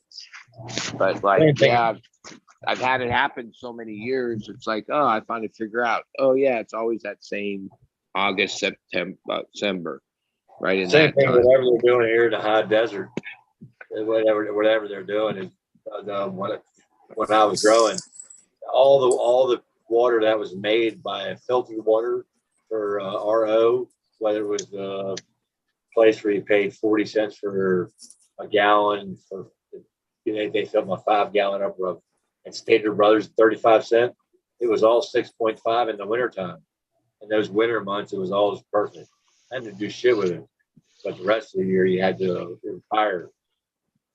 And so it's same thing. But well water, whatever he's on, it's probably that's just coming right out of an aquifer. And he's just like, no, I'm not wasting my time. I don't have to check. I don't know about that, because right now I'm like fucking, I'd say maybe 500 feet from the lake right here. And the water, the water here is fucking calcified like a motherfucker out of the well. And I'd definitely run this water through a filter of some sort. But I wouldn't give this shit straight by any means. My old landlord at my fruit stand property, that's his family. He was like generational, were well diggers. They had all the equipment. That's what the business they did. And one thing I learned, like even 20 miles away, or every well's its own thing and has its own, like whether it's too much calcium or sulfuric or this, and how much water it has for how long. And a lot of times wells, families or properties have used, like if they used the water more sparingly, they would have had water for maybe indefinitely. But because they sucked the well dry, and then the well sometimes they might punch a hole, and that first layer might not be good quality water. Sometimes I got to go deeper into the next aquifer there, the next stage of it. There's a lot. And you ever see a fucking well truck come down your road, you can bet your time is fucking, you better start saving if you don't have a backup well fund. And that's usually how it works, man. You see your neighbor one pull up in your neighbor's yard, or he's under you, or he's just above you. You know what I mean? In the San Joaquin Valley, for too long, where it's like, the big water table thing storage. Yeah, when it's come down to the most valuable land in the valley are the ones that have the deepest access to the aquifer, because they control. Whoever goes deeper, that's who controls the action. Like, and if your neighbor goes deeper, well, you're screwed. Yeah. And then you got to go deeper, and it's like a battle. That's the thing out there, because they're pulling so much water out of there to for many reasons, agriculture and to sell it. That whoever has the deepest wells, like it turns out that unsuspecting land that was pretty much not even farmable in what they call West Kern County, right at the bottom of the San Joaquin Valley, has the deep, like that is the tap that area of land taps to the deepest part of the aquifer, and yeah, it changed the whole landscape of the property and what's farmed where in the San Joaquin Valley in the last whatever years. If you're on a fucking well, the minimum you should be doing is like I was doing at the garden on the other side of the lake. There is fucking running that shit through an RV filter. RV filters are fucking cheap. You get fucking 6 months out of them. They'll catch a lot of the heavy minerals and bullshit. They'll help straighten out a lot of bullshit for super cheap. And you won't have the fucking, you can water at full rate of like a water hose.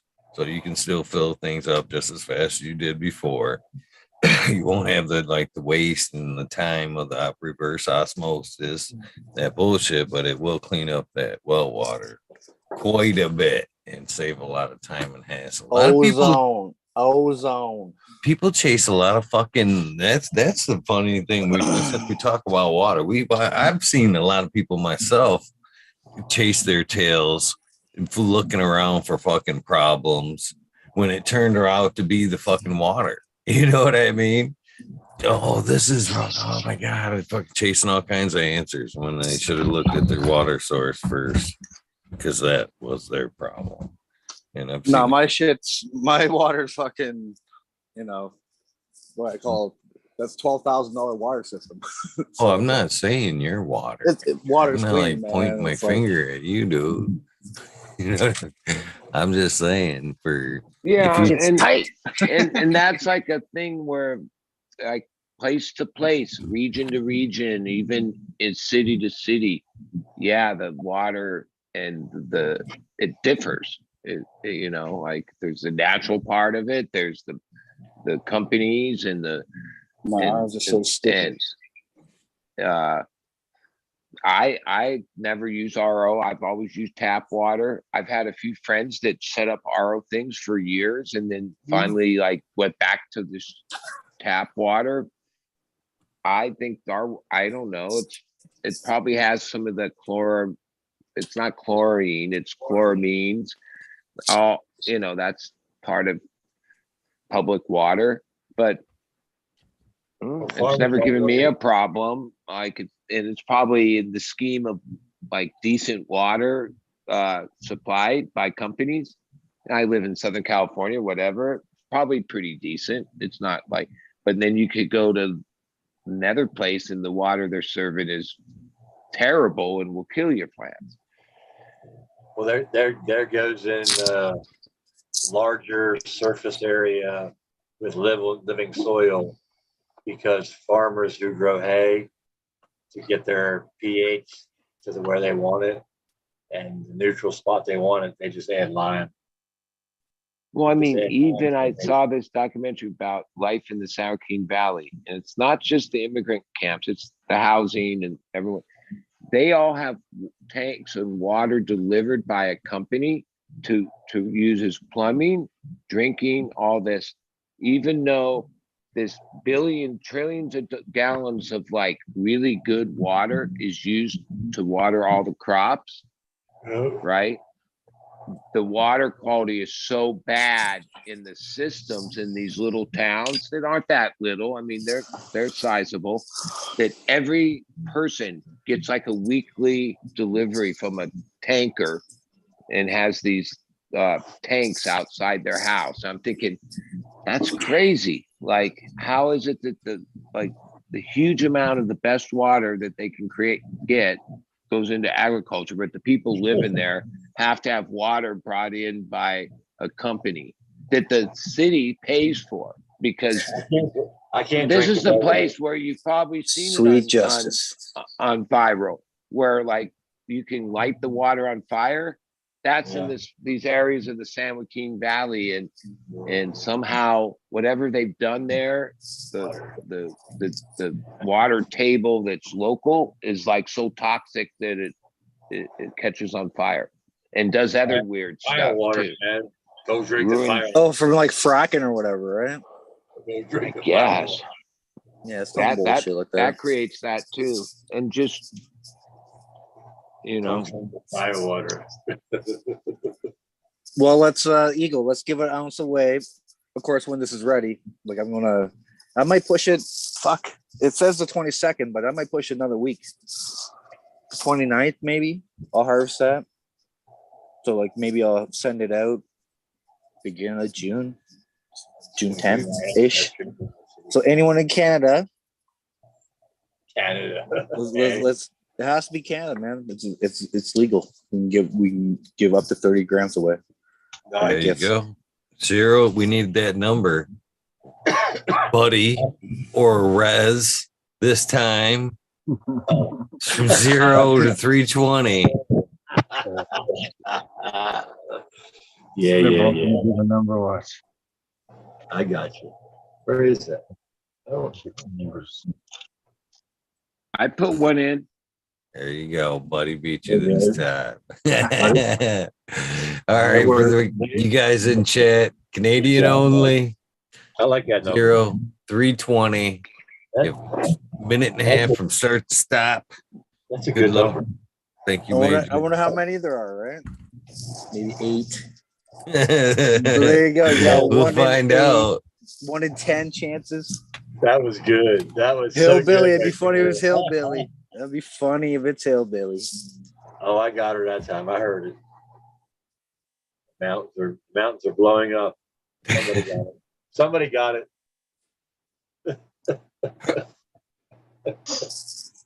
Someone got it already? No. Already? Oh, I thought I was like, holy shit. We have one person though. Hey, that's good odds. Good odds there, buddy. So far it's a 1-horse race. Yeah. Oh yeah. Yeah, No, 'cause I'll give you a mixed batch. It'll be individually labeled what it is. I'll give you one of each. Smiley's like and the bonus is that for some people will consider a bonus. There's going to be some odd seeds of a blueberry crossed with cheesequake male. And I'm going to give you a sample of all of them. Can I throw in random numbers just to make it feel like a contest at this point?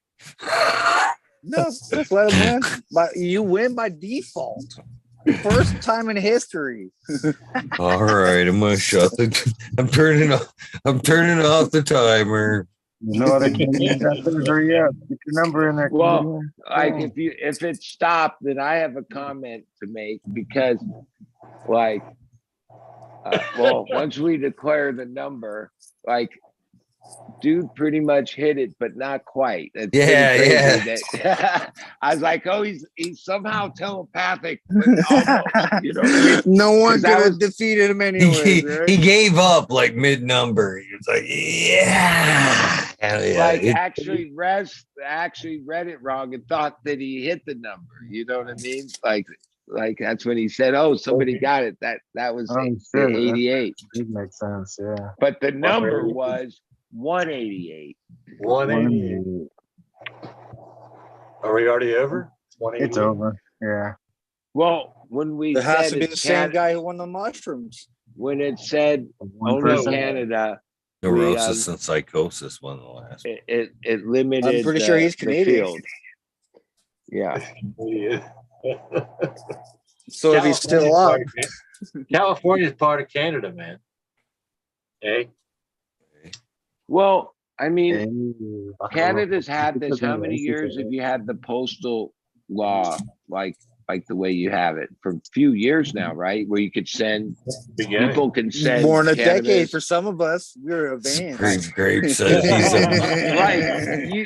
a mushroom loving Canadian. What more do you want? Somehow there'd be like a lobby or something in the United States would be like saying, well, we want that. Look, they can do that in this country. Why can't we do it here? Because that would be like, yeah, I mean, if there's something good, like most of the legal thing, it's not good. It's for this whole corporate system. But like they could throw us a bone and say, yeah, you can mail each other cannabis and because the U.S. Postal Service knows that their employees will steal from everybody. You know what? Not everything makes it. Not everything makes it. I can tell you that much. If you were stealing stuff and you worked in the post office, there's much, much more valuable things Yeah. than Not all small of it amounts makes of marijuana. Hey, bud, he just said that not all of it makes it in Canada. All make it in Canada? Yeah. That's awesome. Got a Only- cookie jar? only So the who won, state- Eagle? Who won? Well, obviously, we practically gave it to Who's the Hillbilly giveaway there. to? It's Yeah, Hillbilly? Yeah, he was the only one. Yeah, and Hell we threw yeah. we Fucking threw in knew the it. number. Did I We not stopped the call it? contest. I mean, yeah, it's Fucking called it. Fucking It'd be funny if it Hillbilly. was Hillbilly. And it's Hillbilly. The only And he Canadian. had I'm 2 getting of away the with 3 you. numbers right. You know, like that was pretty close. Like that was as close as like if you would have picked 187. I It's- think 88 was closer. You know, kind of funny. You spaced off the last 2 minutes while we talked all about this, all that. Oh, really? See, I'm smoking on that Jack of Aces or Aces of Jacks by Smiling Friends. A little spacey.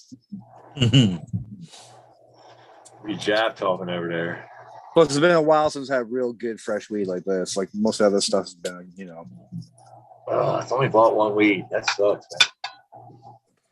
In fact, that was pretty fast dry on this stuff. Kind of like you say, Eagle, it doesn't really affect it. It still has a little harshness to it, which I know fades with time. Like guarantee, like a 2-week fade, that'd be beautiful smoke. It's a little harsh now, but the terps are there, and I don't know if the whole it's 14 days at 60 is real or not, man. Like throughout my experience throughout all the fucking years, you know, especially at the start, you get it all wrong, you know, like the fans are left on, dehues left on, or you leave the fucking heater on, or you have no options. You're drying in a fucking tent your first year. Yeah. That happens. Just over dry it. I suppose that's one way of destroying it but even then, I mean, by one or two more days in that area is what I'm saying is gonna help somebody out. I think. I mean, it's better to go a little drier. This stuff here, they could have been a little drier and put it in the jar, right? This was 413 when they packed this, but it had that. when demand was so it's way less than 4 different. weeks old, or Yeah. about 4 weeks. Right on. Oh, it's fresh. Smells Should be just like pretty- blue green, but it had that hump in it, right? It hit this jar right here. If you put this here and you put this back on the top, it had that bump in the top pushing out, the air pushing out. So it had that pressure pushing out. Is it one of those? I- Is it filled with nitrogen?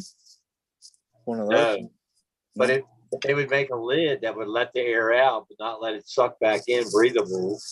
Mm-hmm. Whoever they are, they would use something like that. They would be able to, if they have a little bit much moisture in it, whatever California is passing, be better off to have it weigh 3, 4, or 3.5 grams instead of 3.5. If you're letting them through it that, than this right here, because it would be a much better product if it hadn't, you know what I'm saying? If it got to breathe just a little bit more.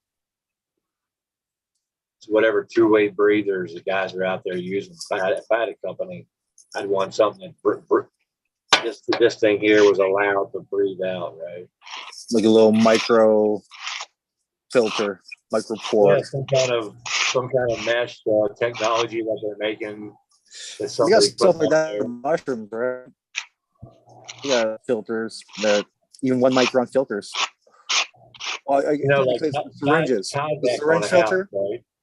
Yeah, like Tyvek on a house, it lets moisture in and it doesn't let it's only a one-way pressure and the moisture is the opposite.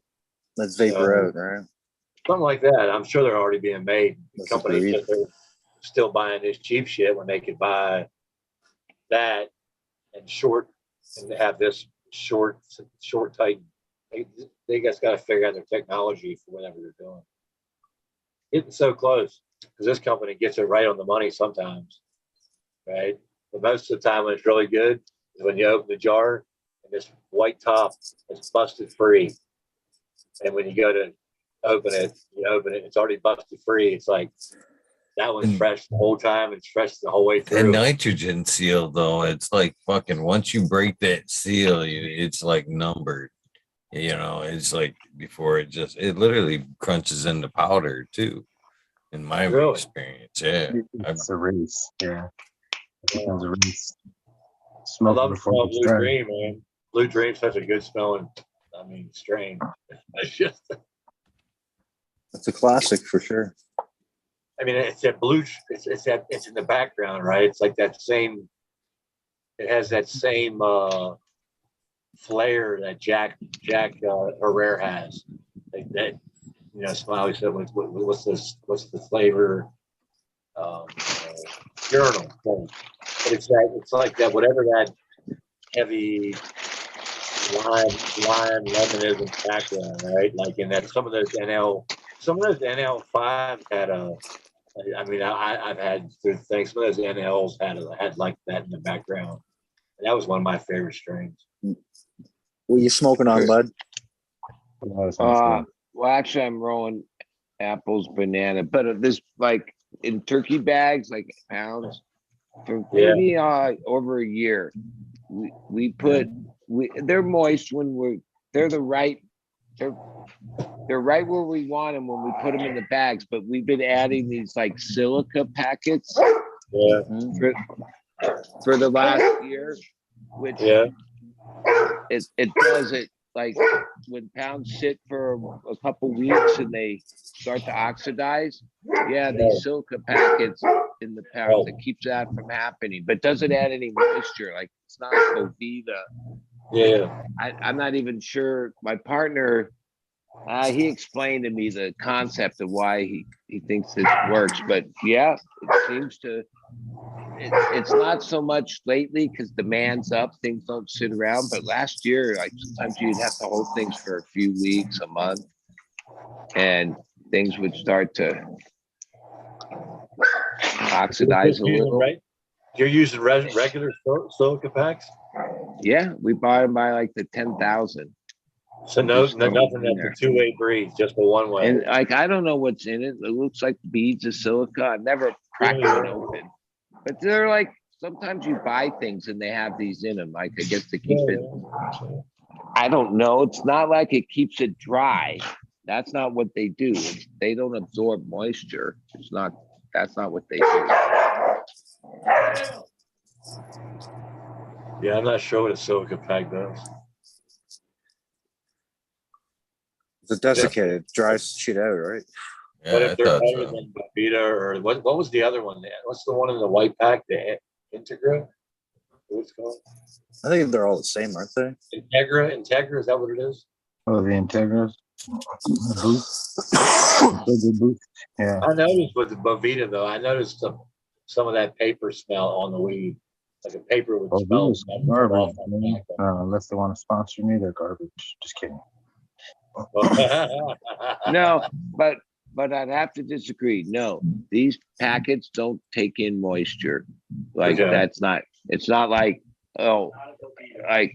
like these silica things somehow it like takes the oxygen out and pulls in the oxygen, but not the moisture. Because when you pull them out, there's dry. Like if it took in moisture, you'd feel the moisture. And it's for long-term storage. It's like for so you're saying you got some old my partner Gary, like he's like, it doesn't take the moisture. Like they put it in certain food products as a way to I'm not sure fresh or it leaves the moisture in it, but I think what's the name of it, bud? What's the name of it on that? Well, here, let me read it because there's like trillions of them. They come in all sizes. There's probably 1,000. The only thing it says on is "Do not eat." Don't eat. You snort it. Do not eat, but you can smoke it. You can snort it. Okay, now, bud. Okay, wait. I Yeah. read what it says. I finally read what it says. It says it's a deoxidizer. Deoxidizer. All right. Cool. It's not a desiccant. It's like a deoxy. And hey, I thought I questioned it when we started doing it, but like a year later, I see that it's effective. They're relatively cheap, and it keeps you like, yeah, you can leave some for a month and reopen it, and it's like nothing's changed. It's the same as when you sealed it up. See, I'll take Okay. that recommendation. That's You've been cool. doing this long enough that you've been doing this long enough. Seen nothing. Well, like even weird, like where I've seen these same things are in like not just food products, but like weird things you buy. Somehow they throw one of these in the box, you know, and shoes and like I actually think when you buy a phone, there's one of these in the packaging of the phone. Yeah.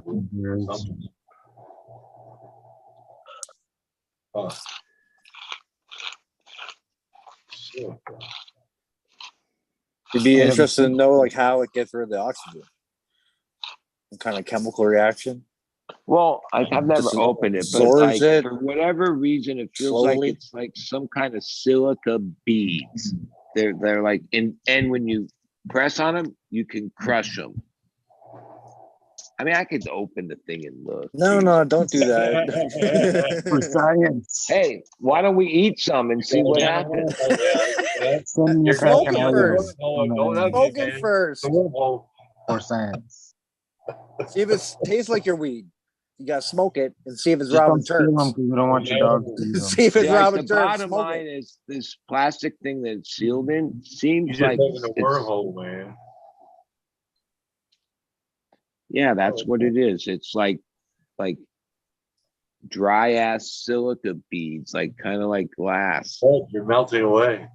They're blue or are they red? What color are they? Yeah. It's kind of brown. Brown. Yeah. Perfect. But that's a used one, right, Bud? That's a used pack? Yeah. Do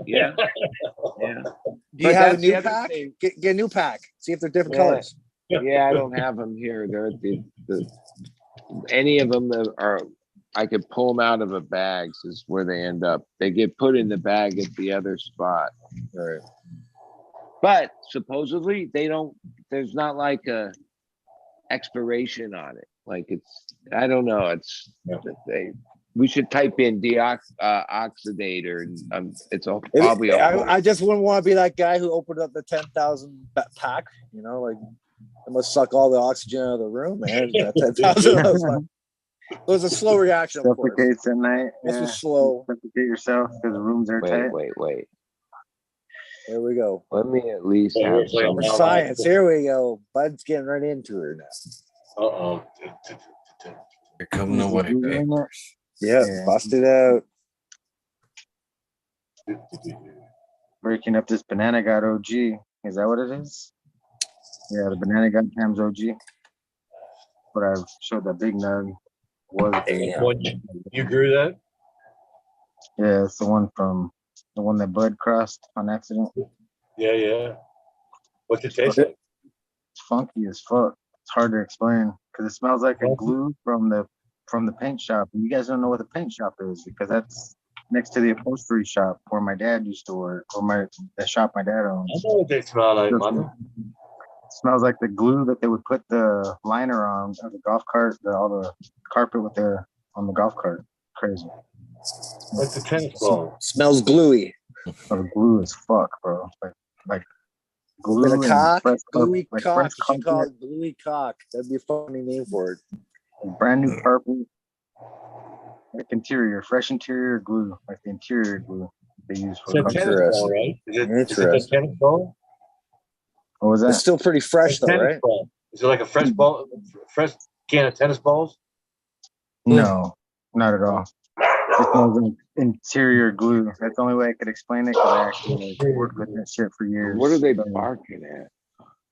So no banana, no fruity, straight chemi, gluey, complex, gluey, chemi, it's cleaner. Like that. The carpet smell that I'm smelling is like that.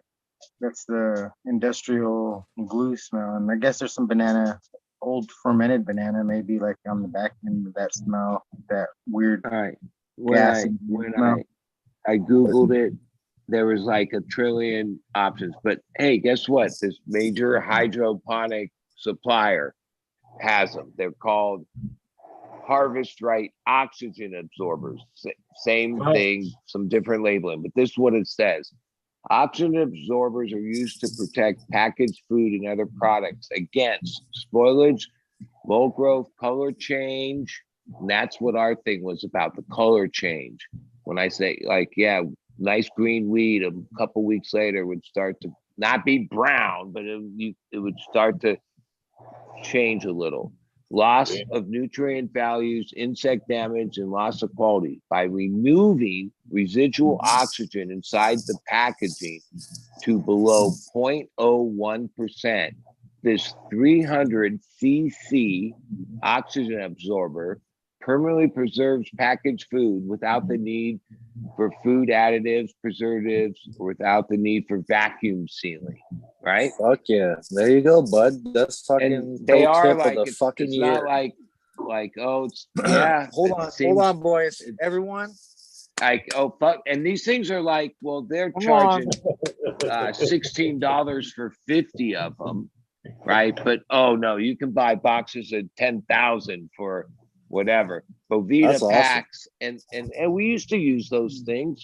They would if you left weed in a turkey bag for any period of time, a couple weeks, 3 weeks, you know, in a duffel bag off in your closet, nice dark spot, that shit fucked up weed. Do you know what I mean? Like, but no. Have you ever tried to freeze it, bud? No. Well, you hope, like, you know, all these years, you never had to hold it for a period of time. This last year, there was like the demand like dropped, like it was crazy. Oh, it's back hotter than ever, it seems like.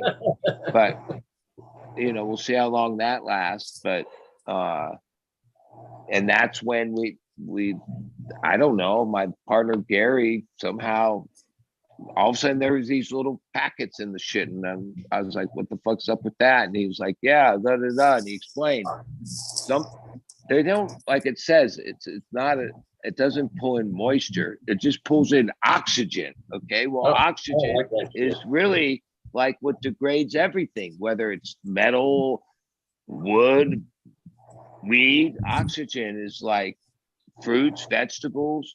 Like, you know, when I was more involved in agriculture, you know, when they harvest a pallet of strawberries for shipping, this guy, I knew somebody that knew him. His family invented this thing, which is this basically a plastic cover that goes over a pallet that is airtight, and then they suck the oxygen out of it, and then they shoot in a little bit of nitrogen, and then they load it on the truck, right? Because if you want the strawberry to not ripen and all that, you got to get the oxygen out of the equation, right? It's the same thing with like weed. It's oxygen that's why we seal it up. That's why we keep it in a jar. Oxygen is basically degrading as much as we need it to live. It's also like it does its number on things. It's caustic or whatever you would have to say. You know what I mean? Much better than the moisture packs. I don't like the moisture packs. Well, I mean, you know, it's easy right now when we're like coming out of this winter and the average humidity right now says 64%. But when we were in these drought years in the same area, we would have like 13, 12. I called it single digits because anything under 20, right? I don't care what jar, what turkey bag, what you did, when it gets that dry, it sucks the moisture right through bags and jars, it seems like. And sometimes those Bovita packs, when you're in that situation, well, but I've also found a piece of bread, a fucking flour tortilla seems to be pretty uninvasive, and you know, I remember when we were younger, we used to just put orange peel in there. You know what I mean? But well, that's going to make your weed smell like orange peel. That's for sure. Well, this blue dream here is like in my house at 30% humidity. It needs to have some of the moisture sucked out of it. It's humid here today. I'll let a whole jar, man. If I buy one of these jars, sometimes I can open it up and already go. What's that, green fingers? 4%? On, keep that set open. No, it's humid here today. Open the jar on the counter for a day. It'll be perfect. I can't do that here today. If I left it out, it'd fuck it up. It'd be too wet today. It'd be too wet? Yeah, it's fucking humid as fuck here today.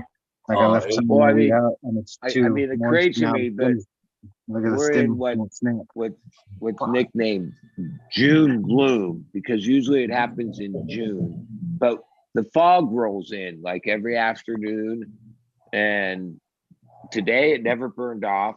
Most days, last few weeks, it burns off, 10 or 11, and then comes back in around 6 or 7. But when the fog's in, like I could go outside right now, my outdoor plants, because I know the fog's in right now. They're soaking wet.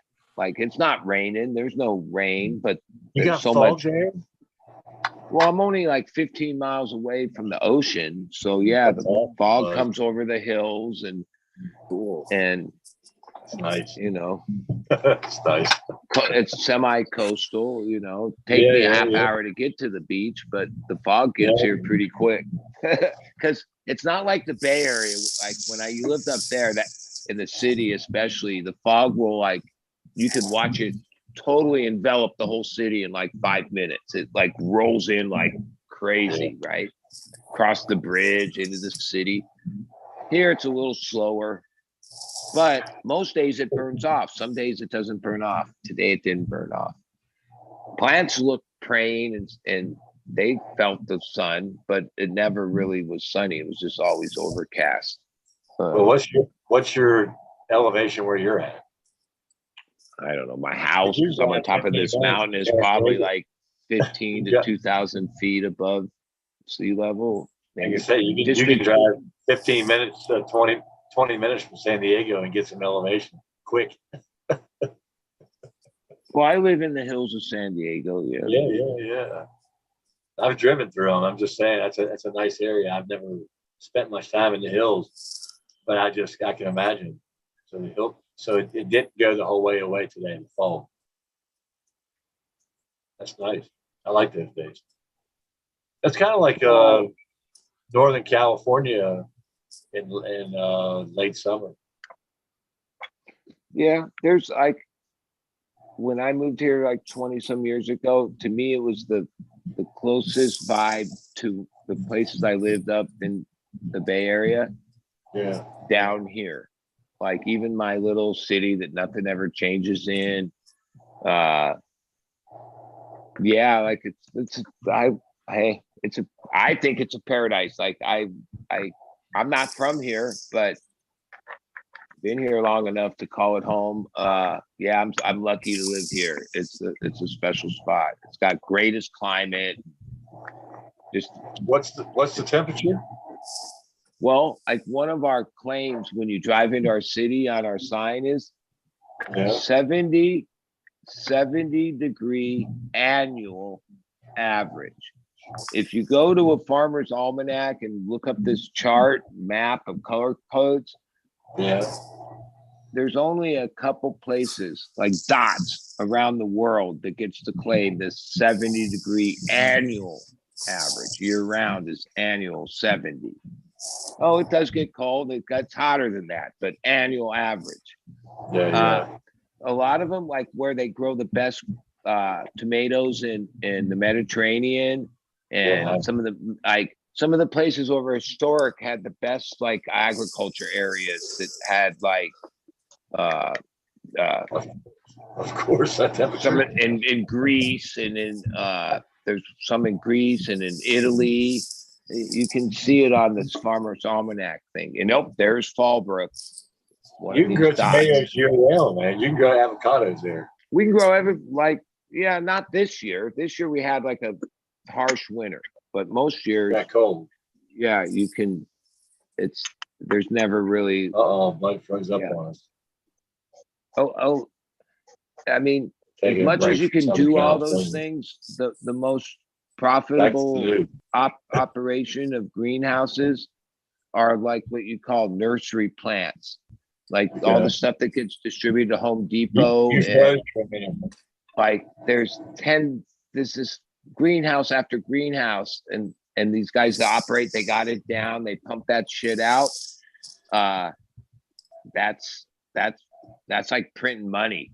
And like you think, oh well, why wouldn't they grow cannabis? Why would shit? You couldn't come close to making money like you can with like all the standard nursery plants that are stocked in every Home Depot across the country. That's big business. That's big business. It's amazing, man, because I bought a tomato plant yesterday at Walmart for $4.95. Little cherry tomato, and he was in the process. This guy from San Diego, company out of San Diego, supplies this stuff.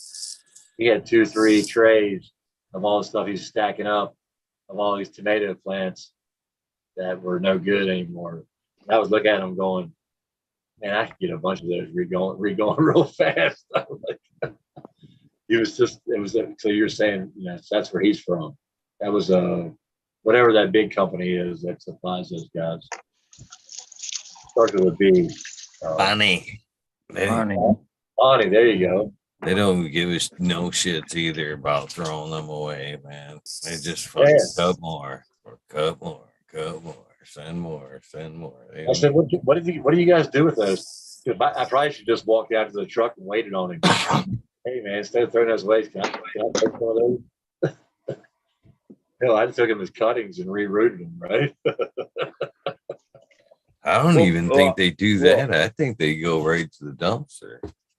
Even though Bonnie has its own like setups, they also subcontract. So like you could be like a smaller person and then sign up with them, and then you just produce for them, and they do the distribution. There's certain neighbors of mine that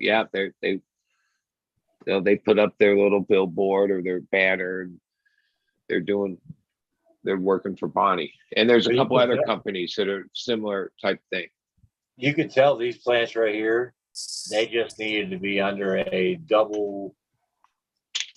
The vegetables needed to be under a double shade cloth, not the single that the rest of to bring this into perspective, for 24 years, I've lived in this area, drove all these roads, and seen these certain properties and these greenhouses, and always had thought, God, I would love to. God, if I could grow weed in that greenhouse, and look at this place, right? And actually used to think, yeah, these guys don't know what they're doing. They could be making so much more money growing cannabis. What the fuck? Look at these perfect places. No, like, especially in today's world, no. Once you see how these guys, once you get it down and how fast and how much they can pump it out, you're like, yeah, that's just like printing money. Like, why would you want to deal with something that has all this other stuff to deal with? The market, the regulation, the trimming, the upkeep. These guys got that nursery plant shit down. It's like, it's crazy how they do it. I paid $4.95 for that tomato plant. $4.95 for a clone if you got a greenhouse that big enough. On the way to the one reservation, there's the most beautiful high tech 100 of these greenhouses, and it lays dormant. It lays dormant all year, and they fire it up like, I guess maybe October or toward the end of the year, and all they do is poinsettias, right? And it's kind of beautiful how when you see them and right before they start trucking them out of there. But like, I realized, yeah, they make so much money off the poinsettias once a year. It only takes a couple years, and they have like the most high tech setup. It's fucking beautiful. Yeah, they don't even fuck with anything else. They just let it sit empty for 8 months, 9 months, and just do poinsettias once a year. But they knock out like 1 trillion poinsettias. Those things for Christmas. Yeah. I think it's just a weed from Mexico, isn't it? Something like that, right? You know, like I realize as I guess I'm a farmer, been just struggling my way through the last 30-some years. I'm like, yeah, like, and I thought I really was doing like cannabis. Wow, no, like I could have spent all these years growing poinsettias once a year. You know what I'm saying? I could always have weed on the side or some shit for myself, or shit. You made so much money, you just buy weed. What the fuck? All you did is poinsettias. Why do you think there's so many people who don't speak English selling flowers alongside the road? Well, I've been in the flower business. I'll tell you, like even in 2000, different times in my life where the economy up and down, one thing that's steady Eddie, even above food, right, is flowers, right? And just because like we have our holidays that all include flowers and weddings and funerals and this and Easter and this and that, every other country has all their holidays, and every single one of them involve flowers and have for like 1,000 years. And it's like it's a gnarly business. Like even most of the land around me is what we call cut flowers. There's not a flower in cut flowers. One is the main thing they make the most money on is what we call baby eucalyptus. Okay, it's like a dwarf eucalyptus that stays, like it doesn't grow into a big tree. It just stays this little thing. And all they do is meristem, like basically new growth, baby growth is what the flower mart buys by the bundle, millions of them, because it's what they call filler, you know, like the green filler that is in a bouquet or arrangement. That's what's called cut flowers, right? Like no one grows flowers. Fuck, why grow flowers? And why that's become like a big thing where people cut their whole groves down and just put in cut flowers. It's like it doesn't take any water. It doesn't take any nothing. Just harvest it, grows more, harvest it. And even though you only get like 10 cents a bundle of 10, and it adds up if you and there's no expense. You don't have to. A lot of other crops are risky, and there's all kinds of factors. You know, cut flowers, and like I say, the flower business. Oh, it's as steady as ever. Nothing's going to penetrate that. I just saw today, and whatever you want to call one of the shorts that cut in on Instagram of a gardener, this female gardener who had these boxes that were like, they looked to be like 4 to 5, maybe 5 to 6 foot long, 2 foot wide, stuffed with tulips the whole way. I mean, it's tulips side by side and covered dirt. And that's the way she harvests them. And I'm like, now as you said that, I'm like, oh shit, I would like to do that just to see that. I mean, that'd be so cool to plant those tulips. But she's selling them and she's cutting them up. So she's got her well, even when I was running the cut flower operation at this other property. Okay, so you'd have to get there by 6 a.m. to the flower, what we call the mart. It's really, you just drive in and they inspect them and they give you replacement buckets for the buckets you leave. And then you end up getting paid in a check, you know, a couple weeks later, but you're there every day. Those flowers would leave Oceanside by 6 a.m, go to the main mart in Carlsbad, somehow transfer to LA, be on a plane, and the hub of all flowers is the Netherlands, right? Somehow go to the Netherlands and go to the main flower mart where all the big international flowers are being doled out, and then end up in Africa or whatever, like within 72 hours. That's crazy. Right? Like, because none of this stuff, it's all perishable. There's things you do to try to, just like with fruits and vegetables, to try to prolong life, and flowers even have shorter shelf life. You got to hit those windows, and then if you miss them, then they're worthless, right? But the network of how fast they ship them and all that, right? But that's why when you go get a bouquet somewhere, it's like $40-$50 or some shit, or even, like, fuck, endless amounts you can spend, because shit flies around. Like, we don't transport food that way. Like, the food's on the slow boat, you know what I mean? I used to deliver seafood, man. I delivered seafood back in the late seafood 80s. moves fast. They move seafood fast. I was waiting for, the only reason my truck was waiting to go. I mean, I was done waiting to go into the DC.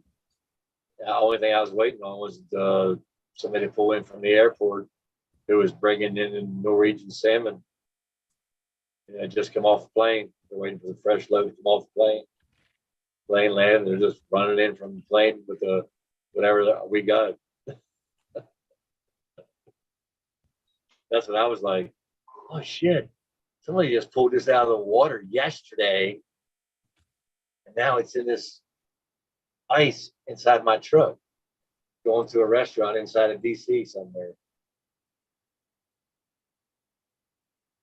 Yeah, big old salmon. Man, those big salmon. Nice salmon.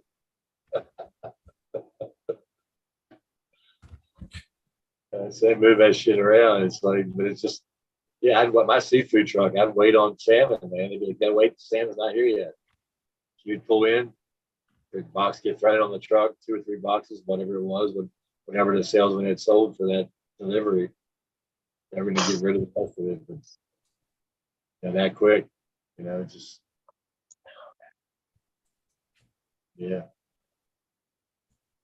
working out any place like that, you're cycling that stuff through so fast. So I guess flowers would be no different. But I just can't imagine shipping flowers to here to, what would you say, the Netherlands and then to Africa. Oh, shit. Well, it's a whole network, but basically flowers are available pretty much florists everywhere in the world. FTD, man, you got to get them here, right? Yeah, I mean, it's a massive industry. Massive. Good.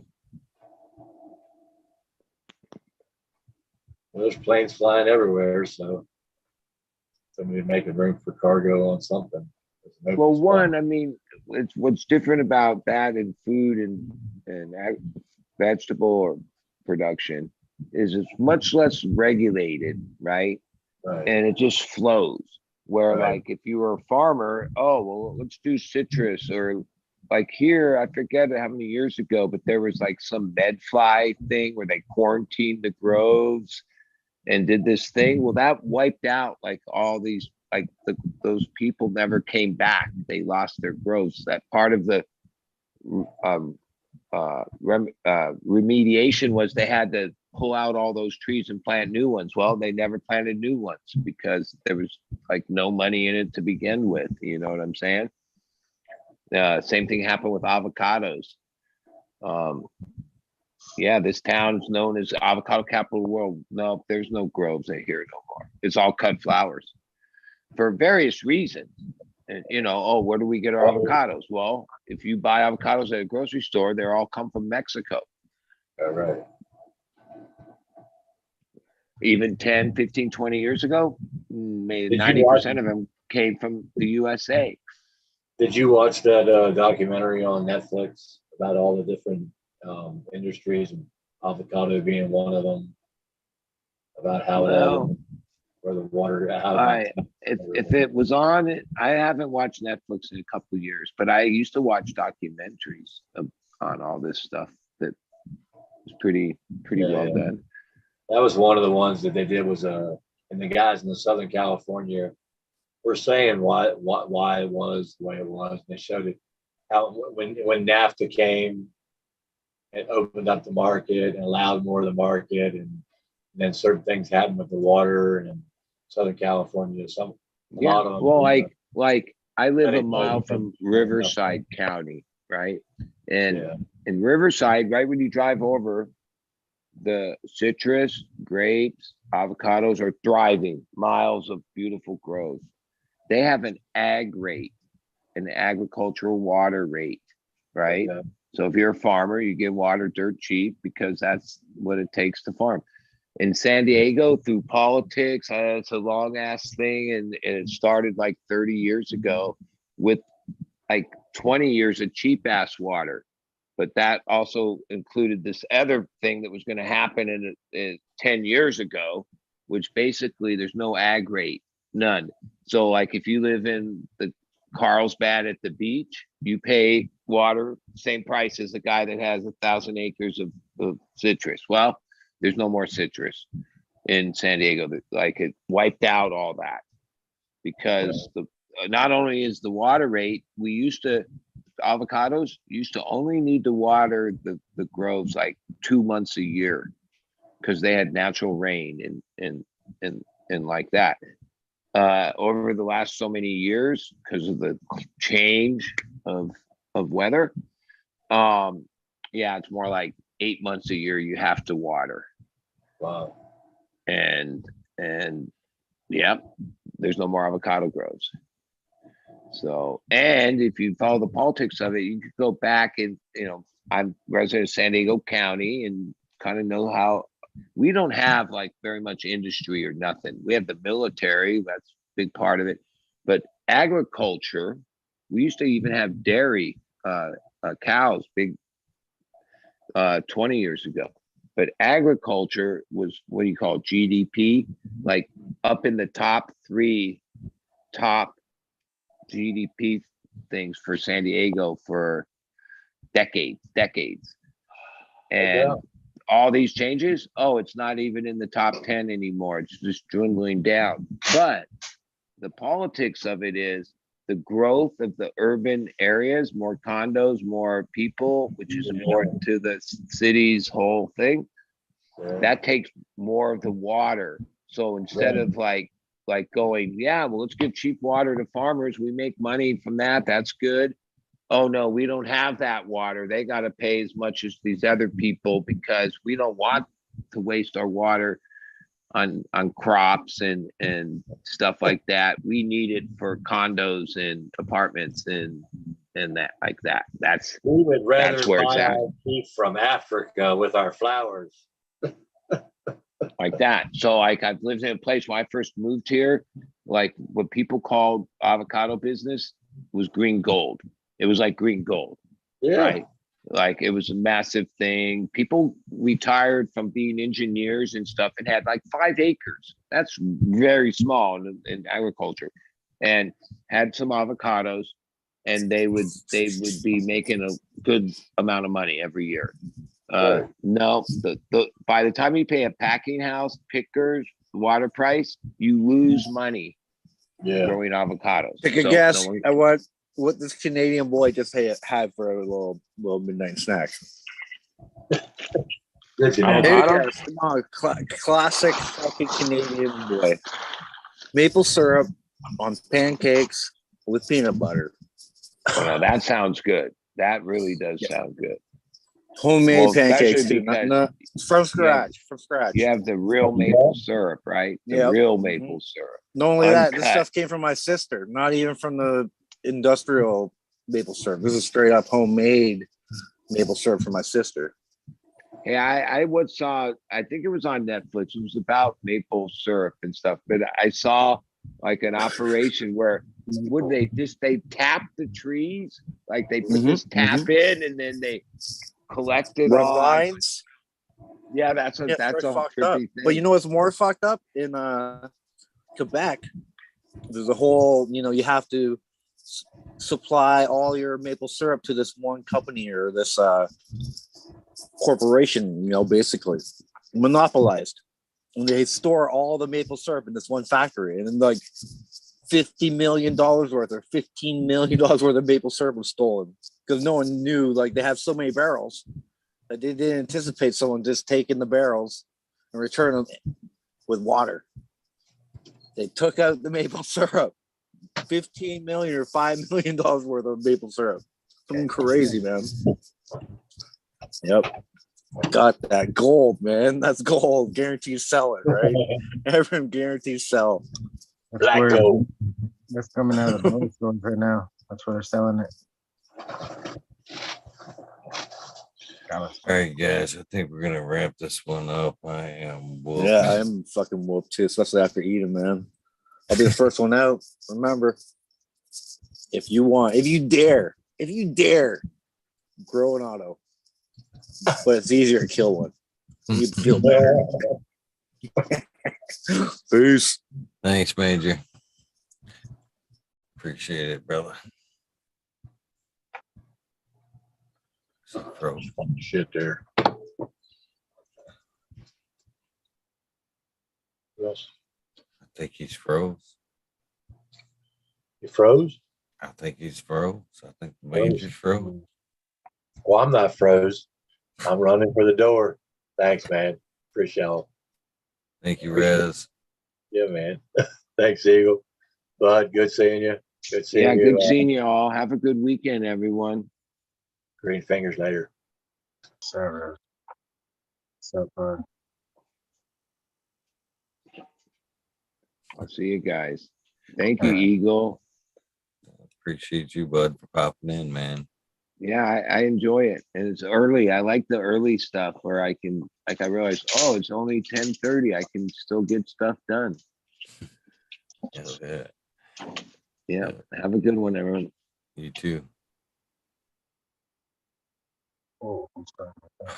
All right, everybody. Plant some seeds. Eagle, thanks for having us.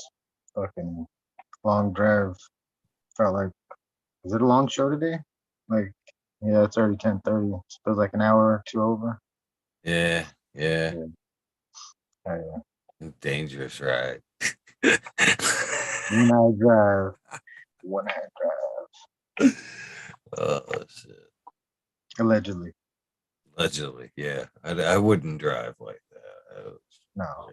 It's just a test. Test run, right? Exactly. You don't know what they say. Don't know unless you fuck around, right? Yeah. You'll What never you don't fight. know won't hurt you, or something like that too. Like, what they don't know won't hurt them. Something like that. Yeah. Both apply. Both, right? A little bit of both. Silence is necessary too out there, guys. Don't tell everybody what you're doing. If not everybody's out there, be your buddies, guys. Eagle, love you. Thank you for everything. Love you too, brother. Have a great day. Have a better journey. Drive during the day only. That's my advice. Love you. Be safe. It's good advice. Have a good day, man. Oh, that does wrap up this episode 810.42 We Nerd World. I do greatly appreciate all you guys that do still continue to hang out after all these years, all these long fun nights. There's so many fun nights. I really look back and I think there has been some just amazing times of the last few years. We've had some great times, and I can't thank all you guys enough for continuing to be a part of all that. So that being said, thank you, Major, Smiley. Who else? Let's see if I got the list right. The Major, Smiley, Canada Trooper, Buddy Kilowatts, Mr. Green Fingers, Big Jaw Grows, and Rez for coming and hanging out this evening.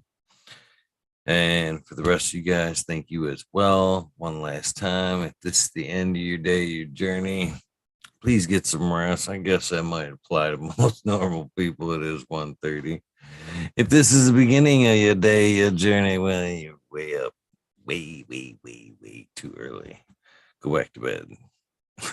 and get back up, do a little bit of self-love, a little bit of meditation along the lines of what I'm hoping is an amazingly prosperous day for you. Please take time out to do something nice for somebody. Random acts of kindness really do save lives. With that being said, I am out of here. Have a wonderful day. I will see you tomorrow at night.